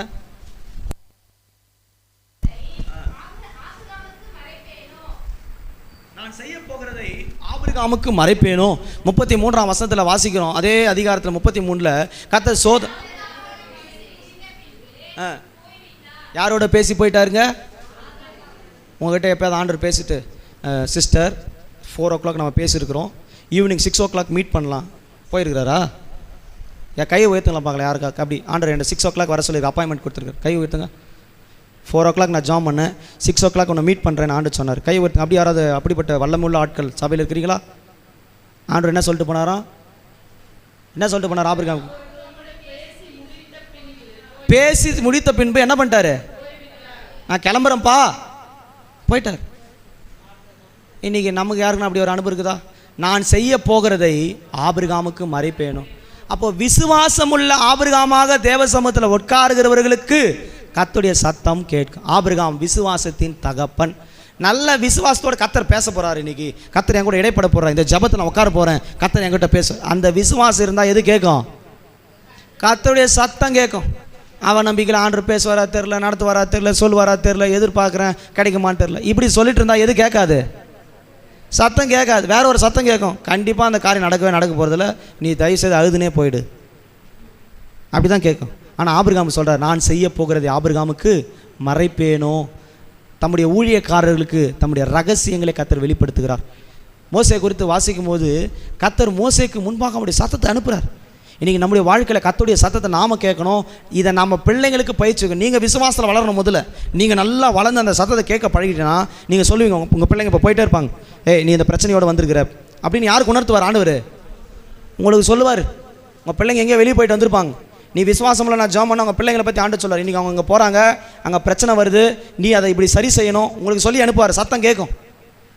நான் அவங்களும் ஜபம் பண்ணுறதில்ல, அவங்களையும் ஜபம் பண்ண சொல்கிறதும் இல்லை. நம்ம பழக்கம் வழக்கம்லாம் வேறு தான். அப்போது நம்ம என்ன செய்யணும்னா விசுவாசத்தோடு தேவ பாத்தில் உட்காரணும். கர்த்தருடைய சத்தம் நமக்கு கேட்கப்படும். 3வது காரியத்தை வாசிக்கும் போது யாத்திராகமம் 3ஆம் அதிகாரம் 4-5 வசனத்திலே வாசிக்கும் போது கர்த்தர் யாரை அழைக்கிறாரோ அவர்களோடு கூட பேசுகிறார். உங்களை இந்த சபையில் அழைத்திருக்கிற தேவன், இந்த அழைப்பில் நீங்கள் உண்மையுள்ளவர்களாக இருந்தால் அழைப்புக்கேற்ற பாத்திரவான்லாம் நம்ம ஒப்பு கொடுக்கும்போது கர்த்தர் நம்மோடு கூட பேசுகிறார். மோசே கர்த்தரால் தெரிந்து கொள்ளப்பட்டவன், தன்னுடைய ஜீவியத்தை விட்டு ஓடி போனவன் தான். ஆனால் கர்த்தர் அக்கினியிலிருந்து அவனோடு கூட சத்தத்தை வெளிப்படுத்தினார். கர்த்தர் உங்களை அழைக்கும் போது, கர்த்தர் ஒரு காரியத்தை உங்களுக்கு கொடுக்கும்போது அவருடைய சத்தம் உங்களுக்கு கேட்கும். உங்களை கொண்டு ஒரு காரியத்தை கர்த்தர் செய்ய போறாருன்னா உங்ககிட்ட தான் பேசுவார். யார்கிட்ட பேசுவார்? உங்கள் பர்டிகுலர் பர்சன் கிட்ட கர்த்தர் பேசுவார். ரோட்டில் எங்கேயோ ஒருத்தர்கிட்ட பேசி, சிஸ்டர் உங்களுக்கு ஊழிய அழைப்பு இருக்குது, எழுந்து வாங்க, உங்களை கரம் பிடிச்சு இது வந்து செகண்டரி காலிங். ஆனால் இனிஷியல் காலிங் யாரு தான்? டைரக்ட் ஸ்பீக்கிங் தான். நேர்முகமாக சொல்வார், உனக்கு நான் இந்த காரியத்தை செய்ய போகிறேன், உன்னைக்கு இந்த வேலையை நீ துவங்குற, இதை நான் உனக்கு கொடுக்க போகிறேன். யார் முக்கிட்ட பேசுகிறாரு? நேர்முகமாக பேசுகிறார். மோசேக்கு யாரோ சொல்லி அவன் பார்வன்கிட்ட போல யாருடைய சத்தம் கேட்டுச்சு? கர்த்தருடைய சத்தம் கேட்டுச்சு. நீங்கள் போகிற பாதை என்ன என்பதை உங்களுக்கு கர்த்தர் சொல்லணும்னா அழைப்பு இருக்க வேண்டும். என்ன இருக்க வேணும்? காலிங் இருக்கணும். நீ எதற்காக அழைக்கப்பட்டிருக்கின்ற அழைப்பு தெரிஞ்சுக்கணும். இந்த சபையில் நீங்கள் இருக்கிறீங்க, உங்கள் ஒவ்வொருவருக்கும் ஒரு அழைப்பு இருக்குது. ஒருத்தருக்கு விசுவாசத்தில், ஒருத்தருக்கு தகப்பனா, ஒருத்தர் மூப்பரா, ஒருத்தர் ஊழியத்தில், சுவிசேஷத்தில், எல்லாருக்கும் அழைப்பு இருக்குது. அந்த அழைப்பும் தெரிந்து கொள்ளுதலும் கிருபை வரங்களும் மாறாதவைகள். அதை சரியாக விளங்கிட்டோம்னா கர்த்தருடைய சத்தம் நமக்கு கேட்கும். நீங்கள் எப்போ உங்கள் அழைப்புக்கு ஒப்பு கொடுக்குறீங்களோ, உங்களை எதற்காக அழைத்திருக்கிறார் கர்த்தர் சத்தத்துக்கு சித்தத்துக்கு ஒப்பு கொடுக்குறீங்களோ, உங்களுக்கு யார் சத்தம் கேட்க ஆரம்பிச்சிடும். ஆமாம், நான்லாம் இந்த மாதிரி அனுபவமே இல்லை ஊழியத்துக்கு வர்றதுக்கு முன்னாடி. ஆனால் இப்போ நான் சித்தத்துக்கு ஒப்பு கொடுத்தேன், அழைப்புக்கு ஒப்பு கொடுத்தேன், எனக்கு என்ன கேட்குது? உங்களுக்கு கேட்கணுன்னா உங்களை கொண்டு கர்த்தர் என்ன செய்யணுன்ற அழைப்பை தெரிஞ்சிட்டா உங்களுக்கு என்ன கேட்கும்? கர்த்தருடைய சத்தம். அடுத்த காரியம் சொல்கிறேன், நேரம் இல்லை, வாசிங்க. 1 ராஜாக்களில் வாசிக்கும் போது 19 12-13 வாசிக்கும் போது, நான் ஒருவன் மாத்திரம் மீந்து இருக்கிறேன் என்று சூறை செடிகளை படுத்துக்கொண்ட எலியா சொல்றான். ஆண்டவர் சொல்றார், நீ மாத்திரமல்ல, உனக்காக மீதியாக 7000 பேரை நான் வைத்திருக்கிறேன். அப்ப சொல்றாரு, அக்கினியில் இருந்த மெல்லிய சத்தத்தை கர்த்தர் கேட்க பண்ணினார். 1 ராஜாக்கள்ல வாசிக்கும் போது 1 ராஜாக்கள் 19ஆம் அதிகாரம் 12-13 வசனங்கள் இது இருக்குது. வாசிக்க வேணாம், வீட்டில் வாசிங்க. கர்த்தர் சொல்றார் பாருங்க, அவனோடு கூட நேர்முகமா பேசுறார். அக்கினிக்கு பின்னால் வருகிற ஒரு மெல்லிய சத்தம். இதுதான் அபிஷேகத்தை நிரம்புகிற அனுபவம். நீங்கள் ஆவியில் நிரம்பிட்டே இருப்பீங்க. ஒரு 5 நிமிஷம் அமைதியாக உட்காந்து பாருங்க, அதுலேருந்து ஒரு வசனம் கிடைக்கும். ஏன் நம்ம ஆவியில் நிரம்பும்போது கொஞ்ச நேரம் நிறுத்தி கர்த்தர் பேசுகிறார் அமைதியாக இருங்கன்னு சொல்கிறோம்? அதில் என்ன பண்ணுறாருன்னு ஆண்டவர் நேர்முகமாக பேசுகிறார். தீர்க்க தரிசனம் சொல்லும் போது எப்படி தெரியுமா தீர்க்க தரிசனம் வரும்? ஆவியில் நிரம்பிட்டே இருப்பாங்க, டக்குன்னு கர்த்தர் நிறுத்துவார். இப்போ சபைக்கு ஒரு தீர்க்க தரிசனம் சொல்லுன்னு சொல்லுவார். நீங்கள் வாசிச்சு பாருங்கள். 1 கொரிந்தியரில் வாசிக்கும் போது இந்த வசனங்கள் அங்கே கொடுக்கப்பட்டிருக்குது. 1 கொரிந்தியர் 14 வாசிக்கும் போது 38-39 வசனங்களை வாசிக்கும் போது ஆவியில் நிரம்பிட்டே இருப்பாங்க, அக்கினி பற்றி எரிந்து கொண்டே இருக்கும். ஆனால் அக்கினிக்கு பின்னால் இருந்து ஒரு தீர்க்க தரிசனமான வார்த்தை வரும். அதுதான் ரேமா, அதுதான் கர்த்தர் உங்களோட பேசுகிற வார்த்தை. அதுதான் அக்கினிலிருந்து பேசுகிற மெல்லிய சத்தம். மெல்லிய சத்தம், ரொம்ப லேசான குரல்ல ஆண்டவர் காரியத்தை சொல்லுவார். சபைக்காக இதை சொல்லு, உனக்காக நான் இதை சொல்கிறேன். இதுதான் கர்த்தருடைய சத்தம். இப்படி தான் கர்த்தர் பேசுவார் ஆவியில் நிரம்பும் போது. மெல்லிய சத்தத்திலேருந்து ஆண்டு என்ன பண்ணுவார்? பேசுவார். கடன்னு ஆவியில் நிரம்பிட்டு ஒன்றும் இல்லாமல் எழுந்து போயிட்டுனா வீட்டுக்கு போனால் அப்படியே முட்டுவேன். இங்கே எப்படி கத்தனியோ அதே போய் வீட்டில் போய் எல்லோரும் பண்ணிடுவேன். அதே சவுண்டு அங்கே காண்பிப்பேன். அபிஷேகத்தில் நிரம்புறவன் முடிவில் என்ன சத்தம் கேட்கணும்? மெல்லிய சத்தத்தின் அக்கினி கேட்கணும். அதனால தான் 1 கொரிந்தியர் 14 தெளிவாக போட்டிருக்குது, அக்கினி அபிஷேகத்துக்கு பின்பாக அவர்கள் தீர்க்க தரிசனங்களை சொன்னாங்க. உனக்கு தீர்க்கமான ஒரு தரிசனம் உனக்குள்ளே ஆண்டவர் வெளிப்படுத்தி கொடுப்பார். வரங்களில் வித்தியாசம் உண்டு. விசேஷமான வரங்களை நாடுங்கள், தீர்க்க தரிசனம் சொல்லுகிறதை நாடுங்கள். சபைக்கு தீர்க்க தரிசனம் வந்துட்டா ஒவ்வொருவரும் பக்தி விருத்தி அடைய ஆரம்பிச்சிருங்க. உங்கள் வீட்டில் தீர்க்க தரிசனம் இருந்துச்சுன்னா நடக்க போகிறது தெரிய போகிற கர்த்தர் சொல்லுவார். அப்போ 4வது காரியம், அக்கினியிலிருந்து பின்னாடி வர தீர்க்க தரிசனமான மெல்லிய சத்தம் கேட்க வேண்டும். அதுதான் கர்த்தர் பேசுகிற அனுபவம். அடுத்து கடைசியாக ஒன்று சொல்லி முடிக்கிறேன். மத்தேயு 25ஆம் அதிகாரம் 6ஆம் வசனத்தை வாசிக்கும் போது, புத்தி உள்ள கன்னிகைகள் கர்த்தருடைய சத்தத்தை கேட்கிறார்கள். 1 தெசலோனிக்கர் 4ஆம் அதிகாரத்தை வாசிக்கும் போது 15, 16, 17 வசனங்கள் சொல்லப்பட்டிருக்கிறது. கிறிஸ்துவுக்குள் மரித்தவர்கள் முதலாவது எழுந்திருப்பார்கள். அப்போ எக்கால சத்தம் தொனிக்கும் போது கிறிஸ்துவுக்குள் மரித்திருக்கிற பரிசுத்தவான்கள் கர்த்தருக்காக எழும்புகிறார்கள். 1 தெசலோனிக்கர் 4ஆம் அதிகாரம் 15 17 வசனங்களில் இதை வாசிக்க முடியும். அப்போ கிறிஸ்துவுக்குள் மரிக்கிறவங்க யாரோ, அவங்க மரித்து போனால் கூட, அந்த சடலம் போனால் கூட அந்த ஆத்துமா அங்கே இருக்கிறது. கர்த்தர் வரும்போது கூப்பிட்டாரா, அந்த சத்தத்தை கேட்டு அவங்க ஜெயதொனியோடு போய்விடுவார்கள். அப்போ யாருக்கு கர்த்தருடைய சத்தம் கேட்குன்னா, கிறிஸ்துவுக்குள் வாழ்கிறவங்க, கிறிஸ்துவுக்குள் சொல்லுங்க மரிக்கிறவர். அதனால யோபு 19ஆம் அதிகாரம் 27ஆம் வசனத்தை சொன்னா, என் மீட்பர் உயிரோடு கூட அந்த தோல் முழுவத அழுகி போனாலும் அந்நிய கண்கள் அல்ல, என் சொந்த கண்கள் அவருக்கு காணும். எல்லாம் அழுகி போச்சு, செத்து போகிறேன், ஆனால் என் கண்ணு யாரை பார்க்க போகுது? அவனுக்கு அந்த கிருபை எங்கேருந்து வந்ததுன்னா, அவனுக்கு தெரியும் கிறிஸ்துவுக்குள் மரித்தவர்கள் அவருடைய சத்தத்தை கேட்டு எழும்புவார்கள். இதுதான் புத்தி உள்ள கன்னிகளுடைய அனுபவம். நாம் கிறிஸ்துவுக்குள்ளே வாழணும், கிறிஸ்துவுக்குள்ளே மரிக்கணும். இந்த அனுபவம் நமக்குள்ளே வந்துச்சுன்னா யாருடைய சத்தம் கேட்கும்? ஏசு 2 அனுபவம் இருக்குது இயேசு கிறிஸ்து வருகையில். 1 ரகசிய வருகை, உயிரோடு இருக்கிற நாம் எடுத்துக்கொள்ளப்படுவது. இன்னொன்று மரித்திருக்கிற பரிசுத்தவான்கள் முன்பாக எடுத்துக்கொள்ளப்படுவது. நம்ம மரித்தாலும் சரி இருந்தாலும் சரி கர்த்தர் வருவாரான அந்த சத்தம் நமக்கு கேட்கப்படணும். நாம் புத்தி உள்ள கன்னிகளாக மாறும். இந்த 5 அனுபவம் உள்ளவர்கள் கர்த்தருடைய சத்தத்தை கேட்கிறார். நேரமுள்ள முழங்கால் பண்ணிட்டு ஆண்டவருடைய சமூகத்தில், ஆண்டவருடைய சத்தம் எப்படி இருக்குதுன்னு எங்களுக்கு வெளிப்படுத்தினீர் ஆண்டவரே. ஒருவேளை இத்தனை நாட்கள் சத்தம் கேட்கக்கூடாதபடி எனக்குள்ள இப்படிப்பட்ட கிரியைகள் இருக்கலாம். என்னை மாற்றுங்க ஆண்டவரே, உங்களுடைய சத்தத்தை கேட்க பண்ணும். கர்த்தருடைய சத்தம் அறிந்து கொள்கிறதான ஒரு உன்னத அழைப்பு நமக்கு இருக்கிறது. பாருங்க, அவர் சொல்றான் நீதிமொழிகளில் வாசிக்கும், இது என் நேசருடைய சத்தம். இது வரைக்கும் கேட்காத அந்த சத்தத்தை